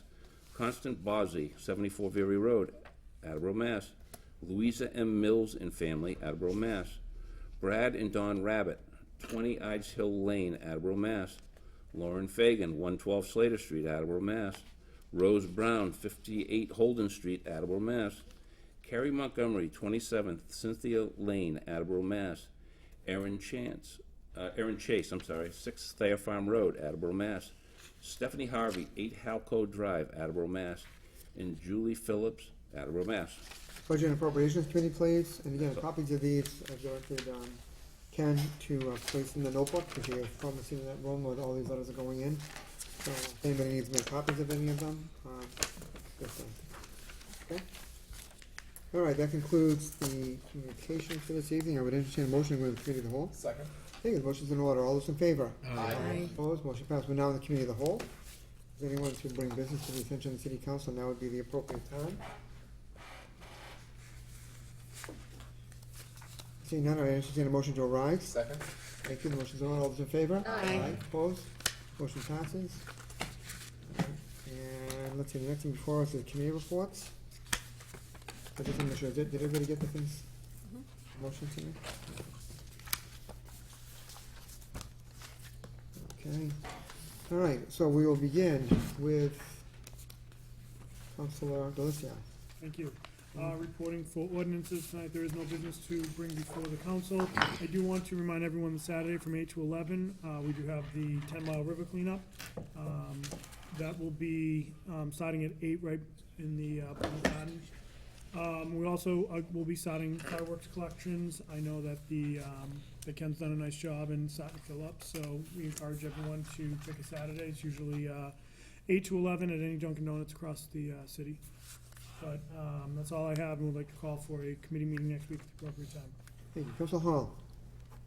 Yes, I have a couple of motions that I'd like to bring out and a couple I'd like to hold, Okay. if that's possible. Just First let me know motion, which ones you want. I'm sorry? Just let me know which ones you're holding Okay, I'll do my first two. and doing them, whichever. Thank you, thanks. So, my first motion is, I move to strike the following item from the docket of February 2nd, 2016. Okay. Oh, so sorry. Thank you. Sorry. Thank you very much. Sorry, I need to excuse myself Right. as an abutter, so thank you. Yep, I keep We'll forgetting, call you back. apologize. It's okay. I was just about to do that. We'll call you back when we're, I'll be back Right. here. okay. No worries. I'll let the record show that Councilor Preker has left the room because she is in a butter and therefore cannot participate in the discussion or the vote. Okay. Thank you. You may proceed. Okay, thank you. Councilor Cooper is just stepped up for a moment. He'll be right back. Oh, okay, sorry. I move to strike the following item from docket of February 2nd, 2016. Rezoning petition relative to 144, 146, 150, 152, 156 Pleasant Street, Assessors Plat Number 52, lots 51, 51A, 52, 53, 54, to change the current zoning of the property from single residence B to general business. Second? Thank you, the motion is in order. Are there any comments, please? No, this is just some cleaning up work that needs to be done with the notes and meeting notes. Are there any other concerns or comments about this? This matter requires a voice vote unless anybody wants a roll call vote. So hearing none, all those in favor? Aye. Opposed, the motion passes. Okay, second one's very similar. I move to strike the following item for the docket of March 15th, amended zoning petition relative to 144, 146, 150, 152, 156 Pleasant, Assessors Plat Number 52, lots 51, 51A, 51B, 52, 53, 54, to change the current zoning of the property from general business B to general business. Second? Thank you, the motion's in order. Are there any comments, please? Oh, just same. Any other concerns or comments? Hearing none, this matter also requires a voice vote. All those in favor? Aye. Opposed? The motion passes. Okay. Is that all the ones on? One more. Okay. Okay. I have one more. So I'm going to skip the next one and the next So one. you're gonna hold? Yes, thank you. Okay. Hold, Okay. not skip. Yeah, I just wanna make sure I have my records straight. Hold on a second. Just the words. Hold on one second. Council, we just, there was just two items to strike. This was cleaning up the rezoning issue down on Pleasant Street, if you remember, so that's, Yep. they were voice votes, there was no problem, so, just wanna let you know. Then you're holding I'm the gonna one hold- forty-six Pleasant Street, which is the next one on your list? Uh, Is that the one? You know what, I'm gonna vote this out so that we don't have to have Councilor Pereira have to leave all the time, so. So which one are you, I'm gonna take this next motion, from docket April 5th, and I'm gonna bring that, I'm gonna make a motion on that. which one? There are two motions of April fifth. Which one are you holding? Oh, sorry, I'm gonna hold the second one, about Alavidi, You're holding that one? correct. Okay, hold on a minute. Okay. And the other one from April fifth, you're planning to proceed with? Yes, sir. Oh, okay, all right. All right. Okay, I move to approve the amended petition of Norman and Julian Moran, Charles and Mona Fatala, Pegasus Estates LLC, Bay Ridge Realty LLC, and Barone Realty Company to rezone property located at 144 Pleasant Street, 146, 150, 152, 156, more specifically, assessors lots number 51, 51A, 51B, 52, 53, 54, containing a land area approximately 74,397 square feet on plat number 52 from general residence A to general business. Second? Thank you, the motion's in order. Are there any comments? No comments? No comments. Is there any other concerns or comments? Hearing none, we'll be proceeding with a roll call vote. The vote will begin with Mr. Delicio. I just want to mention that, as this is a rezoning, that it needs a 2/3 vote or 8 votes to pass. Okay? Any questions or We concerns? have two not here. I know, we have two not here. Counselor Hayden. Thank you. So we have two not here, so that would be a no? Would that be They considered just said no, not or considered as a vote at considered? all. So then the 2/3 would be on the whole. The 2/3 is for the full Present. council. For the Not just, full not How just many us, to pass? 8. 8 to pass. Right. Thank you. It's a full council. No, it's not just those of us that are here, it's on the full council, so it needs 8 votes to pass. You need 8 to pass. It needs 8 to pass, exactly. So if there are no other concerns or comments, are people ready for the vote? Are there any numbers, 2, 3, 4, 5? You have 9, 9 6. people. 9 here, okay. I know people that stepped out, use the restroom and so forth, so, right. So if there are no other concerns or, at this point, we'll proceed with the vote. Roll call vote, beginning with Mr. Delicio. Mr. Delicio, Yes. Ms. Aul, Yes. Mr. Conti, Yes. Vice President Denley, Yes. Ms. Hegney, Yes. Mr. Cooper, Yes. Ms. Jackson, Yes. Mr. Blair, Yes. President Cook, Yes, 9 yeas, 0 nays. the motion passes. And so you're, And then the last one I'll do is the actual. okay, so Miss, just a second, let's, Up, yes, so we can just, please. okay, no, bring back Miss, This way, so Councilor Pereira does not have to leave more times she can rejoin for us? now, Okay. unless she moves somewhere. Miss what?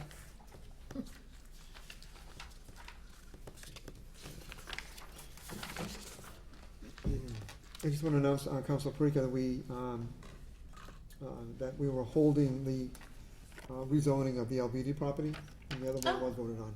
Oh, good, I okay. just wanted to let you know. I can talk about Alvina, no problem. Yeah. We're holding that for now. Thank you. So my last motion, I move to approve the mayor's request to waive all fees associated with the filing of local permit application for the rehab of Dodgeville Pond Dam, as this is a municipal project. Second. Thank you, the motion's in order. Are there any comments, please? You know, we talked about this last time too, this is a municipal project, so we definitely want to waive the fees, there's no problems with that. This was a request made by the Director of Planning and Development, Gary Rajan, requesting the council waive the fees, citing the design and so forth and so on. So I don't have anything else to add besides that. Okay, thank you. Any other concerns or comments, Council Parega? Thank you. How much were the fees? Do you know? I'm sorry? How much were the fees? I do not know. I don't know. Okay. I don't know how much the fees usually are for permits. I apologize. Good I- question. Yeah, Council Khan? Yeah, the fees for the construction of the dam would be based on the cost of the dam Right. at the dollars per thousand. That's a Uh, What I seem to remember was $15 a thousand, but I'm not sure. So, Council, excuse me, Council Cooper, I know you were on some Yeah, Concom. I think that's a building permit mentality. This, I think, is conservation permits, stormwater permits, which are formulated a little differently. site plan permits. Right, stormwater management permits, any of those kinds of things that are needed. And I think this is not, new or earth-shattering for the city. We've done this before. One of the ones I remember is, I don't remember, but I remember on the other side of what used to be Al's Bread and Butter, Yeah. I mean, the Riverwalk? Yeah, on the, right? Is that on West east Street. of the Another river, one, yeah, a little piece of river, on yeah. West Street. They did some culvert work there. A couple of years ago, they had West Street blocked off for a period of time, you'll remember, and, that one I remember, cause I was on the board when we waived those fees, so we have done it before. I think it's the right thing to do. We're just paying ourselves to pay ourselves. It doesn't make a lot of sense. I'm not- If it's not municipally owned, different Different story. can of worms. If Even I- if it is a dam. If I may, just, I'm fully in support of it. I was just curious what the number was. That's all. Yeah. Council Connie? So that begs the question, does the city own the Dodgeville Dam? That's a good question. I believe it I does. think that they do. Yeah. I think that they own, there's several that were privately owned, that the city took. I forget what year, Frank, we talked about this Right, we not did, too we long talked, yeah, we talked about it a while ago. There Uh, were certain ones, that's it. Frank and I talked about who owns these, Some of some of these these dams, Albeedy was one of them. Right. There were several that were on a report that was done by the state that the thinking, I think at the time, was to, the city owned them, they could get grants and do things that the private owner couldn't or wouldn't be able to do. Right. So there were a few, I can't remember off the top of my head, but I do remember there were a few, Frank, and Yeah, there were Frank a and I few, had yeah. talked about this Well, maybe 3 or 4 or 5 months ago, maybe. or something along that line, but I believe this is one of the ones that's owned. Yeah. I remember the thing with the Alvini Yeah. property, I mean, several years ago, we looked into that, for example. Thank you. Any other concerns or comments? Hearing none, we'll have a roll call vote, beginning with Mr. Blair. Mr. Blair. Yes. Ms. Jackson. Yes. Cooper. Yes. Ms. Hegney. Yes. Vice President Denley. Yes. Mrs. Parika. Yes. Mr. Conti. Yes. Ms. Hall. Yes. Mr. Delissio. Yes. President Cook. Yes, And the ayes are nays. the motion passes. That's all the business I have for the zoning and land use, and I would ask for a meeting at the appropriate time next time. Thank you, Councilor, Councilor Conti. Thank you, Mr. President. Yes, Cook, I'm sorry, I apologize, had stepped away for a minute, Right. I'm not sure if you discussed, LBD, she was actually holding that, okay. Yeah. Okay. for now. So it was only, the others were just, when you were out, there was the cleaning up, as I mentioned, of the rezonings on Pleasant Street, and then Okay. there was a Fine, vote thank on the Pleasant Street, but she Thank was, you. she decided to hold the LVD Okay, great, thank you. for now, so, okay. So, Counselor, do I have a copy of your item? I gave you one.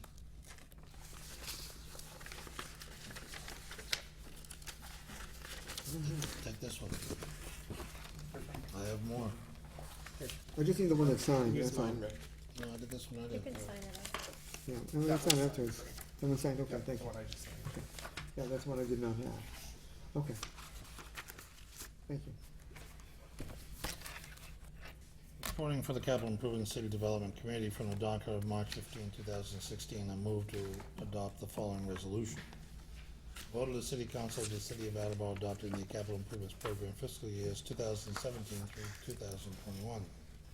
Whereas the City of Attleboro, the city charter in section 6-3D delineates actions to be taken on the submitted Capital Improvements Program, CIP, by the Municipal Council, and whereas the city's Municipal Council Capital Improvement City Development Committee have made extensive efforts, including site visits, to expose the CIP fiscal years 2017 through 2021 to councilors and to the public, and whereas the city's capital improvements have continued to straight-line depreciate and deteriorate logarithmically, and whereas Standard & Poor's Rating Services has assigned the city of Attleboro, the city, its AA, very strong capacity to meet financial commitments, long-term rating, and confirmed its AA long-term rating with a stable outlook on city's general obligation, also known as a GO debt.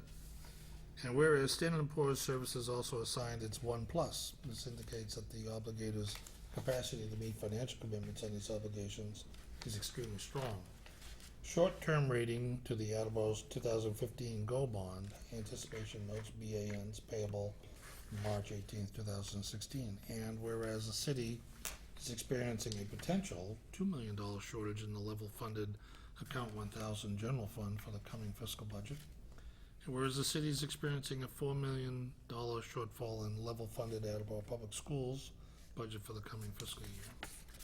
And whereas the city's funding of over $3 million of urgent capital improvement projects, whether from free cash or in addition to the annual debt obligation of $9,037,438.09, must be balanced with the human service needs of its population. And whereas the city reserves the right to fund, if any, the CIP of which the urgent programs are contained in this resolution. Now, therefore, be it resolved that the Attleboro Municipal Council hereby approves the Capital Improvements Program for fiscal years 2017 through 2021 without additions nor modifications. Now, Mr. President, the list of urgent city-funded programs which follow this were exposed to the public in the capital improvement plan. I wish to waive the reading. My only concern about waiving it is that, although we had covered, we went over everything in the book, I was thinking that it might be important just to go through and just identify which Very ones well, are then here we go. 2015 urgent funded programs. The service from communications includes Vision 21 Radio Master box receiver at Briggs Corner at $40,000, portable radio upgrade at $164,379.75. The construction projects include renovating the Academy Building Phase 1 at $78,850. The Hill Roberts reconfigure the entry at $35,000. The Hyman Fine reconfiguration of the entry at $35,000. The Studley repair building's front facade at $35,000. The Brennan's repair building's interior at $75,000. The Wamsutters building interior repair at $75,000. And the future Phase 3 sludge landfill construction certification and authorization to operate Part 5 at $3,700,000. Construction also included the combined police department, fire department, dispatch design and construction Phase 2, Phase 1 feasibility listed as fire in 2018, of which the price is to be determined, and to rehabilitate the Luther Reservoir Pump Station construction Phase 1B at $468,300, and rehabilitate the Luther Reservoir Pump Station Construction Phase B at a price that is to be determined. Electrical includes the high school repair of the electrical infrastructure at $260,000.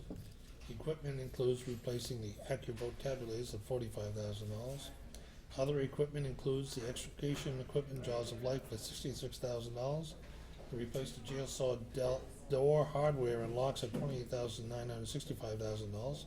Tasers at $101,884.20. Bullet resistant vests at $10,000. Replacing the media and main control building biofilter at $43,000. Replacing the media at headquarters building biofilter at $30,000. Hill Roberts replacement of the original air conditioning units at $300,000. And HVAC, heating, ventilating, and air conditioning, we have the Hill Roberts replacement of the original boilers, $100,000. The Hyman Fine replacement of the original air conditioning units at $300,000. The Hyman Fine replacement of the original boilers at $100,000. Will install air conditioning in the media center at $60,000. Brennan replacement of the original boiler at $40,000. Wam Sutter replacement of the original boiler at $40,000. And the high school replacement of the chiller at $200,000. The upgrading of the HVAS system at the water treatment plant design phase 2A at $29,700.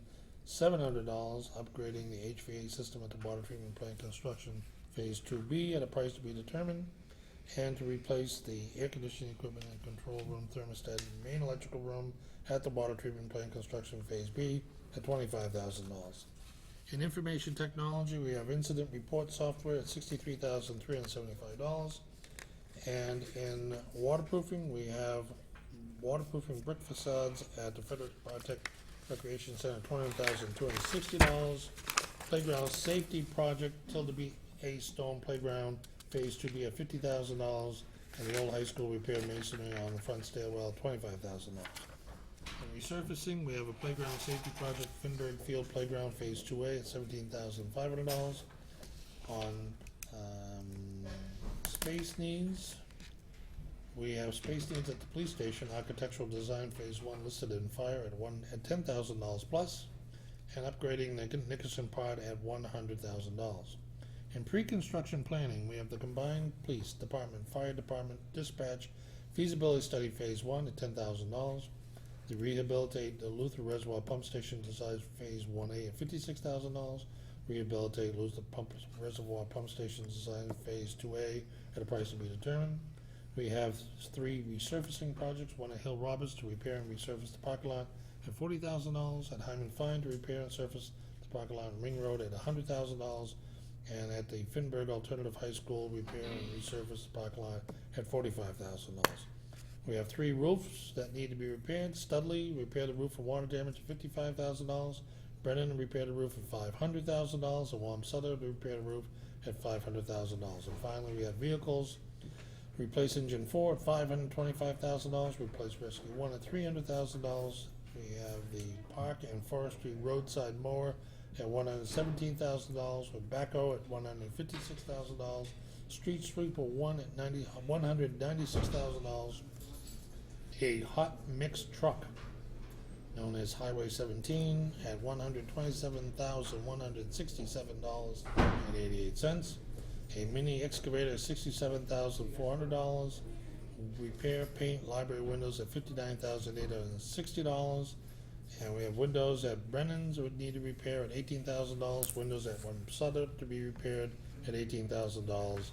So the total exceeding the prices to be determined is $2,824,427.88. Second. Thank you. The motion's in order. Any comments, please?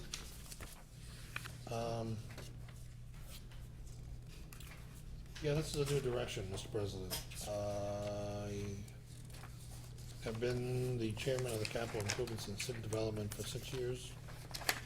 And each year we get together and we write a message to the mayor. And each year we wait until March with the some free cash to send down some requests to purchase some capital improvements. And I met with Gary Arasian very early in this process, and we had lunch at a very popular restaurant in South Attleboro.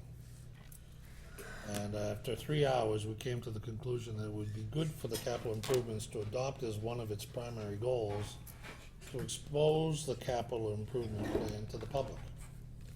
So I took that one step further and created this resolution in accordance with the charter, which is essentially telling us that we need to generate a resolution. In my resolution, I outlined the facts, and only the facts, without any politicizing of what those facts are that we're facing, trying to improve the capital improvements in this city in what is a budget challenge year.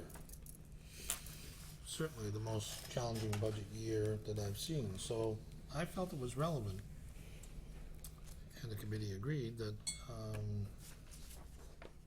this document becomes more meaningful to our children and children's children that want to look back at what was going on in 2017 through 2021. What were we looking at when we made the decision to do what we did?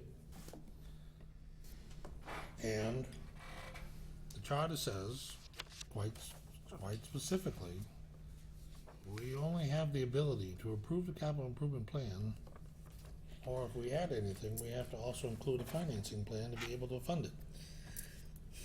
Or we can delete something. And in all of our meetings that we had, no one wanted to delete anything, and no one made a motion to delete it, and now is the time to do that. If you would like to delete something from the capital improvement plan, now is the time to make the motion, and if it gets seconded and it gets voted, then we delete it from the capital improvement plan. And that, Mr. President, concludes my comments. Thank you. One thing I don't want to hold up the vote for this, but I think that we just have to re-add these to make sure it's correct, because the total, as you just read, comes out of 2.8 million, and yet there's one item in here that's a 3.7. Right, I saw that. 3.7. So in our message, we say that the city's funding of over $3 million of Right. urgent capital improvement, of which it definitely is over Right. $3 billion. Right. No, but I'm saying that the total is 2.8 million, but there is one item I with hit auto 3.7. sum. I hit auto sum at the end of Yeah. her column, Right. and I should at this time, please give me an opportunity to thank Council Hall for, number one, not only her intense interest in the capital improvement program, of which I am greatly appreciative, but also the work that she did to create the spreadsheet, which I thought was a brilliant addition to our resolution, by lumping the capital improvement projects we have by the type of construction activity that's involved, potentially with, and I'll let her expound on this, some potential savings down the road. I really appreciate the help. But I'm willing to let this resolution stand at over $3 million, because I know it's $5 or $6 or $7 million. I'd just like to put it through. That's fine, thank you. Any other concerns or comments on this matter? All right, hearing none, we'll have a roll call vote beginning. Mr. President? Yes. I'm sorry. Again, this was a great learning experience for me, and I told Mr. Conti that. Thank you for allowing me and assisting you, because it was an excellent experience. I learned more about capital improvements than I think I wanted to learn, and I'm still learning more about some of the reasons why they actually hold on to some of these things for a period of time, which is very interesting. I learned that there's a time period that it's 20 years, that once they hold on to a capital improvement program, there may be some funding up to the state, from the state. So that's why a lot of those patches go on continuously. And that's a balancing act, because the problem is if something goes south, these are pretty significant amount of monies, and you have to call somebody out for an emergency. So that's one way that we have to watch, and I'm trying to get some information so we can mark out those ones that are going to be at 20 years now and in 5 years from now, just so we can keep an eye on them. And I think the second thing is by grouping them into services, if you would, instead of going out and saying, we're gonna do the roof over the library, we're gonna do the roof over at Wamsutta, we might be able to put out a very large roofing contract, which would be much more interesting to bidders. And that when you have competition in a bid, you usually can get a better price for it. So that's sort of the intention behind it. The only thing we're missing, money. So that's the thing that we've got to work on. And again, thank you for challenging my mind. Appreciate it, thank you. Thank you. Any other concerns or comments? Councilor Higgs? Thank you for that last comment, because I was just gonna say, Richard, I know tomorrow we might read in the newspaper, council approves for capital improvements, but, we're not allocating the monies that go with that. That's one thing during the last couple of weeks that I had, numerous questions on, is the capital improvements plans, the money. So even though we're supporting the capital improvements plan and your committees, what you're bringing forward, there's no money that we're allocated to approve, and thank you. And thank you for all your hard work too, and I'm sorry if I was working when you had certain meetings, but, I did go back and watch some of the meetings that I missed, so thank you. Yes, Councilor. If I could just add one last thing, is that, the extensive work we did this year is gonna save us a lot of work next year, because we're not gonna do this next year. We're not going to do field tours. Right. We're not going to do that next year. The other thing that I wanted to add was that, and I'm losing it, see, it's getting late, and I'm losing my train of thought. It's not even 10 o'clock yet. Usually it's up at 10. Good job. I lost it. Okay, that's fine. Maybe you wanna, I did want to thank Councilor Condi, not only for his leadership in this area. I have a lot of faith in Richard in this part, so I want to see you continue in that capacity, and also to being open to the suggestion of having these behind-the-scene tours, which were, and I want to thank the department heads who may be watching for their, they're coming out and helping. It was very, I thought that some of the being on site and looking at some of these things and being able to start, brainstorming in terms of like doing a lot of roofs. When we're up on the roof of, I sometimes wonder if people are driving by and looking at some of these buildings and seeing, why people up on the roofs of these buildings on at 9 o'clock on a Saturday morning or whatever. Especially like that one that yelled out, "Don't jump." Yes. For those of us who don't like heights, it was at times a little bit challenging, so, but again, I just want to thank you, sincerely. Councilor DeLucia? Yeah, Councilor Conti, thank you for the hard work you put in. I found the tours to be eye-opening. Thank you for being there. Thanks for the invite again. I think the entire process of all the meetings you had, the being able to question the department heads, and when you look at the resolution, the way it's done up, I think it's a good mix of really what the city needs to continue to function. I like the way you put the human services piece in there. I think that's very important.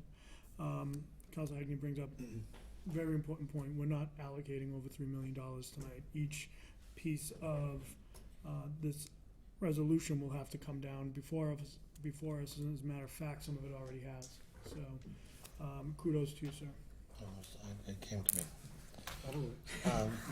You thought, yeah, you're right. One of the beautiful things that happened as a result of this is that while we were standing on that library roof, we had a conversation with Charlie Oliver, who's on the board of directors, and he said that he had just finished a 5-year plan for the library, which he sent to me, and I'll be happy to share with all the other councils. Fascinating reading. Fascinating reading.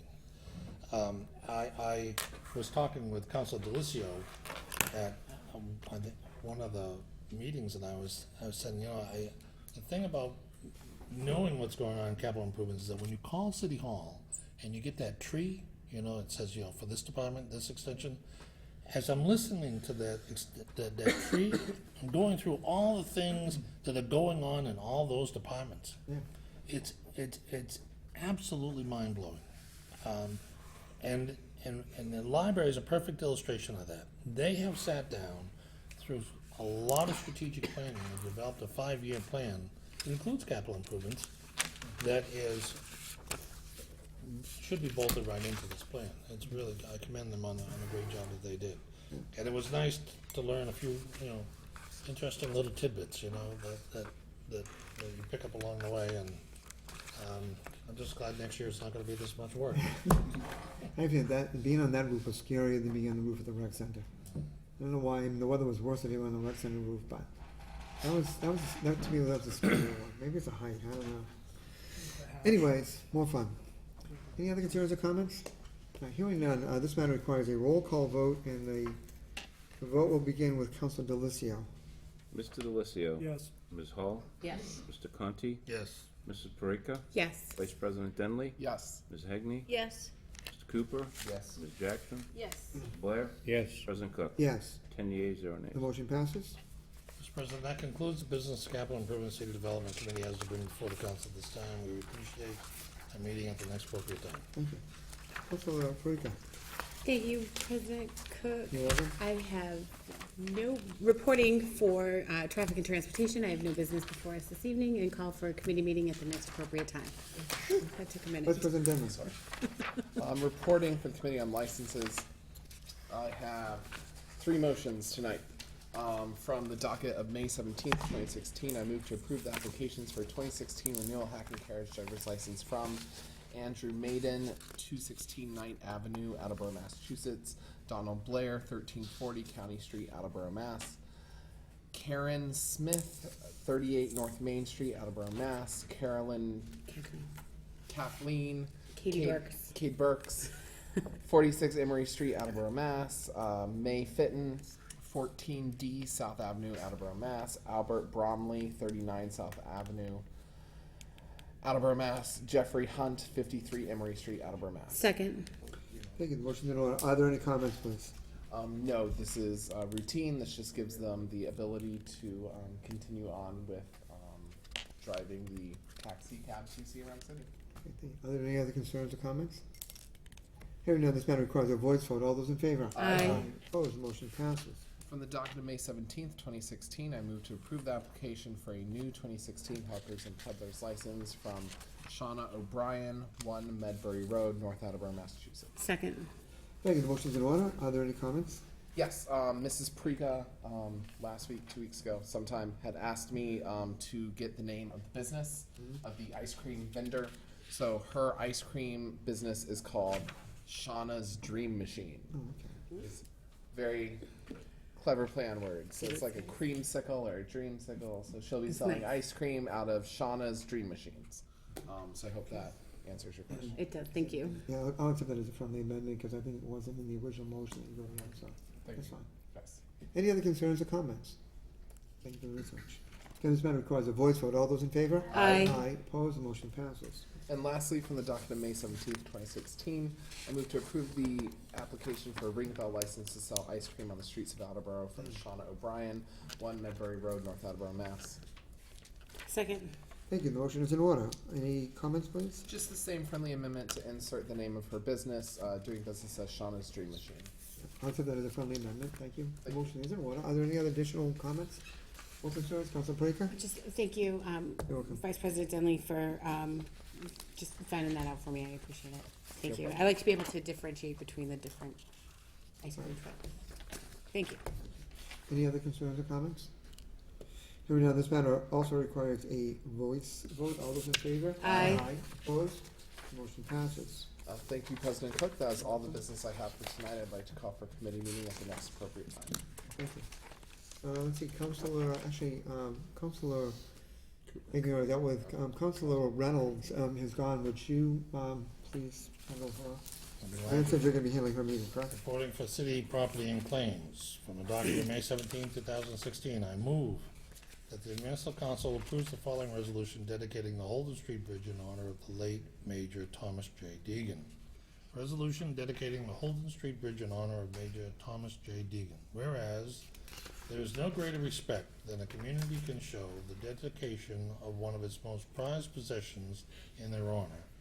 And whereas Major Thomas J. Deegan was an 18-year veteran of the Air Force, a B-59 Canberra pilot and a native of Attleboro who selflessly gave his life to protect the lives of strangers when his aircraft was crippled due to an engine malfunction. And whereas his skillful piloting allowed him to avoid homes, a school, and a shopping center that were in his flight path, sacrificing his life with his heroic actions while guaranteeing the safety of innocent civilians. And whereas his valor is an attribute truly representative of the values we aspire to as Americans. And therefore be it resolved that this municipal council calls upon all citizens of Attleboro to express our sincere appreciation and thanks to Major Thomas J. Deegan by dedicating the Holden Street Bridge in his name as the Major Thomas J. Deegan Bridge. Second. Thank you, the motion is in order. Are there any comments, please? Yes, Mr. President, this is a technicality. The bridge is already dedicated to Major Thomas Deegan, but the city council never passed a resolution. So, it's before us now to correct that malfunction, and, the bridge has been cited for repairs.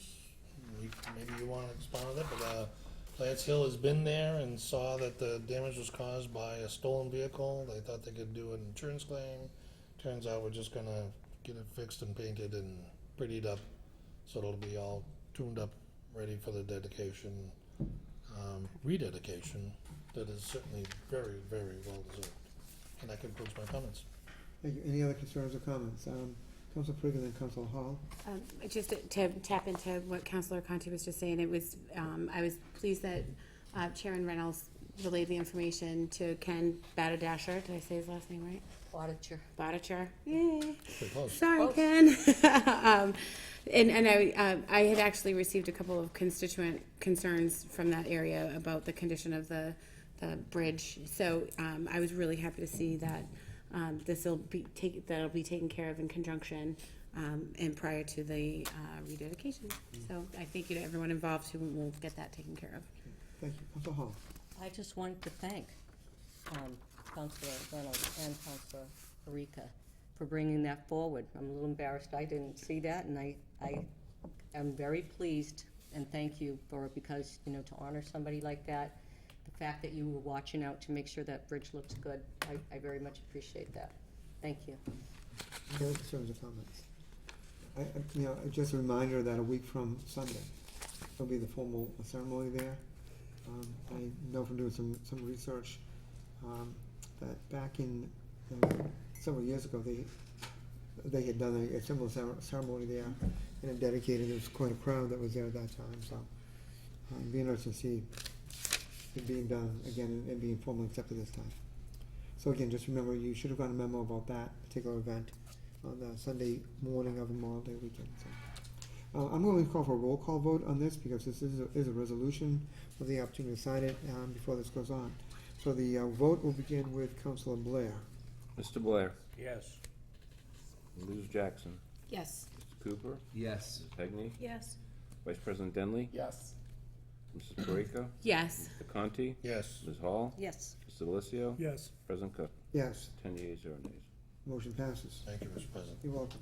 From the docket of May 17, 2016, I move to approve the mayor's request to declare the following wastewater department item as surplus for trade in value and available for disposition. It is a 1985 Caterpillar D4E bulldozer with 9,295 hours that's in fair to poor condition. Second?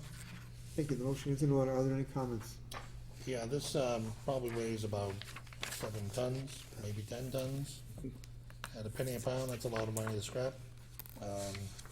It is the dozer that they used to use pushing dirt around on top of the sludge landfill. So it runs every day, and it's time to get it on. Those are my comments. Thank you. Are there any other concerns or comments? Hearing none, we'll have a roll call vote beginning with Councilor Delissio. Mr. Delissio. Yes. Ms. Hall. Yes. Mr. Conti. Yes. Mrs. Parika. Yes. Vice President Denley. Yes. Mr. Cooper. Yes. Ms. Jackson. Yes. Mr. Blair. Yes. President Cook. Yes, 10 yeas, 0 nays. the motion Oh, passes. Ms. Hegney, I'm sorry. Yes. Jeez. Procedurally, you never know. And that was a yes also. So the final vote was 10-0. 10-0, the motion passes. Mr. President, that concludes the business that the City Property and Claims Committee has to bring before the council this evening. We'd appreciate a committee meeting at the next appropriate time. Thank you. Thank you for handling that for Councilor Reynolds. Councilor Cooper. Thank you. Reporting for Personnel and Human Services from the docket of May 17, 2016. Feels like 2017. I move to approve the mayor's request to transfer $1,425 to account recreation supplies, grounds to purchase supplies for the recreation department for the remainder of fiscal year 2016 from the following accounts: $650 from recreation salary and wages and $775 from recreation longevity. Second? Thank you. The motion is in order. Are there any comments, please? I know we talked about this last week in committee, and it's really just to buy some supplies for the rec department for the rest of the year. Okay, thank you. Any other concerns or comments? Hearing none, we'll have a roll call vote beginning with Mr. Blair. Mr. Blair. Yes. Ms. Jackson. Yes. Mr. Cooper. Yes. Ms. Hegney. Yes. Vice President Denley. Yes. Mrs. Parika. Yes. Mr. Conti. Yes. Ms. Hall. Yes. Mr. Delicio. Yes. President Cook. Yes, 10 yeas, 0 nays. the motion passes. Thank you. I move to approve the mayor's request to appropriate $259,000 in required fiscal year 2016 funding for health insurance, workers' compensation, and med tax from undesignated fund balance free cash general government to the following accounts. $75,000 to personnel, health insurance, HMOs. Bless you. $63,000 to personnel, workers' compensation. $5,000 to workers, personnel, workers' compensation, police. $84,000 to personnel, workers' compensation, fire, and $32,000 to treasurer, med tax. Second? Thank you, the motion's in order. Are there any comments, please? No, we got an explanation as to why this was necessary. We discussed it in committee, and it is to, it's required funding for these health insurance programs for the city for the remainder of the year. Thank you. Are there any other concerns or comments? Hearing none, we'll have a roll call vote beginning with Mr. Delicio, please. Mr. Delicio. Yes. Ms. Hall. Yes. Mr. Conti. Yes. Mrs. Parika. Yes. Vice President Denley. Yes. Hegney. Yes. Cooper. Yes. Ms. Jackson. Yes. Mr. Blair. Yes. President Cook. Yes, 10 yeas, 0 nays. the motion passes. Thank you. I move to approve the mayor's request to confirm the appointment of Kent Richards, currently an associate member of the Zoning Board of Appeals, to fill an unexpired term as a full member on the Zoning Board of Appeals, term to expire February 2018. Second? Thank you, the motion's in order. Are there any comments, please? No, we talked about this last week in committee. It's pretty self-explanatory. Thank you. Any other concerns or comments? Hearing none, this matter requires a voice vote. All those in favor? Aye. Opposed? The motion passes. Thank you again. From the docket of May 17th, 2016, I move to approve the mayor's request to confirm the appointment of Kathy D. Garapi, 1077 Pleasant Street, to fill an expired term on the Conservation Commission, term to expire February 2019. Second? Thank you, the motion is in order. Are there any comments? Yes, we did meet Mrs. Garapi last week. She came before us and told her all about her wonderful experience, and that will contribute to the Conservation Commission, and I think it's a good appointment. And after this vote, welcome aboard. Thank you. Any other concerns or comments? Hearing none, this matter requires a voice vote. All those in favor? Aye. Opposed? The motion passes. Thank you. Again, from the docket of May 17th, I move to approve the mayor's request to transfer $3,937.60 for animal control overtime for the remainder of fiscal year 2016 from Park and Forestry salary and wages full-time to the following accounts: $2,362.56 to animal control callback overtime and $1,575.04 to animal control holiday overtime. Second? Thank you. The motion is in order. Are there any comments, please? Not really, only that we, talked about this last week, and it really is to fund the overtime accounts that were slightly underfunded for the rest of fiscal year 16. Okay, thank you. Any other concerns or comments? Hearing none, we'll have a roll call vote beginning with Councilor Blair. Mr. Blair. Yes. Ms. Jackson. Yes. Mr. Cooper. Yes. Ms. Hegney. Yes. Vice President Denley. Yes. Mrs. Parika. Yes. Mr. Conti. Yes. Ms. Hall. Yes. Mr. Delicio. Yes. President Cook. Yes, 10 yeas, 0 nays. the motion passes. Thank you. That concludes the business for Personnel and Human Services, but we'll call for a committee meeting next week at the appropriate time. Thank you. Councilor Jackson. Thank you, President welcome. Cook. Reporting for Public Works from the docket of May 17th, 2016, I move to approve the mayor's request to appropriate $200,000 from the Wastewater Enterprise Fund retained earnings to fund biofilters construction to reconstruct 2 biofilters located at the wastewater treatment plant. Second? Thank you. The motion's in order. Are there any comments, please? No, we discussed this last week in committee. Any other concerns or comments? Hearing none, we'll have a roll call vote beginning with Councilor Delicio. Mr. Delicio. Yes. Ms. Hall. Yes. Mr. Conti. Yes. Mrs. Parika. Yes. Vice President Denley. Yes. Ms. Hegney. Yes. Cooper. Yes. Ms. Jackson. Yes. Mr. Blair. Yes. President Cook. Yes, 10 yeas, 0 nays. the motion passes. Thank you. You're From the welcome. docket of May 17th, 2016, I move to approve the mayor's request to appropriate $73,724.66 from Wastewater Enterprise Fund retained earnings to wastewater enterprise fund heavy equipment to make repairs, excuse me, on a cat bulldozer and front end loader. Second? Thank you. The motion's in order. Are there any comments, please? Well, Counselor Conti made a comment last week with regards to his, and I'm not sure if it was a bulldozer, what do you have? You're talking about the Cat 4 that we just scrapped? No, what do you have at home? No, your $25 spring on your lawnmower. Oh, yes, yes. Lawnmower, that's what it Cost was. me $25, yeah. Well, after you said that, I was curious, because my husband has a Kubota. So I asked him, I said, hey, how much does it cost to like fix things on this thing and get an oil change? Because I heard crazy things. He says, you don't want to know. You don't wanna know. No. So, my only comment, I Okay. don't know. As a wife, you don't wanna know? No, Any other concerns or comments on this matter? no. Hearing none, we'll have a roll call vote beginning with Mr. Blair. Mr. Blair? Yes. Ms. Jackson? Yes. Mr. Cooper? Yes. Ms. Hegney? Yes. Vice President Denley? Yes. Mrs. Parika? Yes. Mr. Conti? Yes. Ms. Hall? Yes. Mr. Delissio? Yes. President Cook? Yes. 10 yeas, 0 nays. The motion passes. Thank you. From the docket of May 3rd, 2016, I move to approve the mayor's request to transfer $57,500 to Water Enterprise Fund Sewer from the following accounts to pay the fourth quarter sewer bill for fiscal year 2016. $23,000 from account Water Enterprise Fund Gasoline, $2,000 from account Water Enterprise Fund Diesel Fuel, $23,000 from account Water Enterprise Fund Chemicals, $6,500 from account Water Meters, and $3,000 from account Water Lab Supplies. Second? Thank you. The motion's in order. Are there any comments, please? Yes, we have to pay our sewer bill, Okay, thank- just like any other everybody concern- else. Okay, sorry. That's okay. Thank you. Any other concerns or comments? Hearing none, we'll have a roll call vote beginning with Council Delissio. Mr. Delissio? Yes. Ms. Hall? Yes. Mr. Conti? Yes. Mrs. Parika? Yes. Vice President Denley? Yes. Ms. Hegney? Yes. Mr. Cooper? Yes. Ms. Jackson? Yes. Mr. Blair? Yes. President Cook? Yes. 10 yeas, 0 nays. The motion passes. Thank you. You're I have welcome. no further business this evening, but I would like to call for a committee meeting at the appropriate time next week. Thank you. Council Blair. Thank you, Mr. President. I have one motion this evening from the docket of May 17, 2016.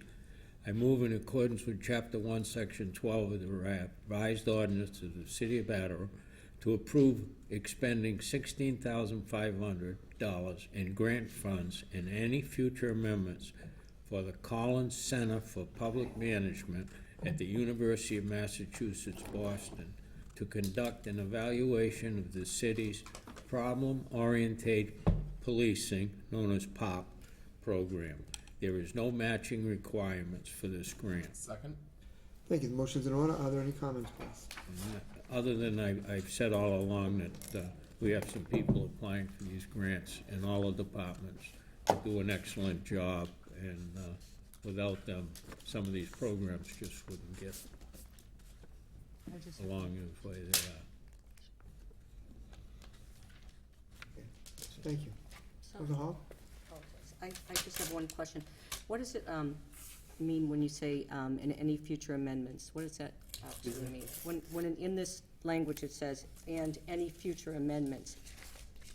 If more money come down, Okay. or along that lines, there's no changing. Gotcha. So it's not like if you get the 16,500 and something changes, we're gonna have to then take it out of somewhere else? No. Okay, no. thank you. I just wanted to make that clear. Thank you. Council Conti? Yes, Peter, I'm sorry that you didn't explain that this has been one of the most positive developments in the police department. Without a doubt, Mr. Conti, and we did discuss this in committee last week, of how Oh, okay. important it was. Maybe I missed that. Yeah, I think you did, because this allows police officers to go out and take people that are returning to society and help them along to find jobs, feel comfortable, tell them what's expected of their behavior and whatnot. It's a And- very and police- worthwhile program. And the police department is currently rebuilding that POP program because the two people that were Yeah. inactive retired. That was mentioned last week too, Okay, that they good. will sorrow will be missed. Sorry I missed it. Thank you. Counselor Hayden? Let's see if it's still here. I just want to wish my cousin John Hines a happy and healthy retirement. And he was one of the people, and it was a small thing in the newspaper, but his father was also a former chief of police, Francis Hines. And I just want to wish him well, so thank you. Great job. Be sadly missed. Yes, but health comes first, so thank you, John. Any other concerns or comments? Hearing none, there'll be, let's see, we'll have a roll call vote beginning with Counselor Blair. Mr. Blair? Yes. Mrs. Jackson? Yes. Mr. Cooper? Yes. Mrs. Hegney? Yes. Vice President Denley? Yes. Mrs. Parika? Yes. Mr. Conti? Yes. Ms. Hall? Yes. Mr. Delissio? Yes. President Cook? Yes, 10 yeas, 0 nays. motion passes. Thank you. I have no other business this evening for public safety and emergency management, but we request the committee meeting next week at the appropriate time. There is no old business and there is no new business, so I'd entertain a motion to adjourn. Second. Second. Thank you, the motion's in order. All those in favor? Opposed, motion passes. We're adjourned at 9:15. Thank you very much.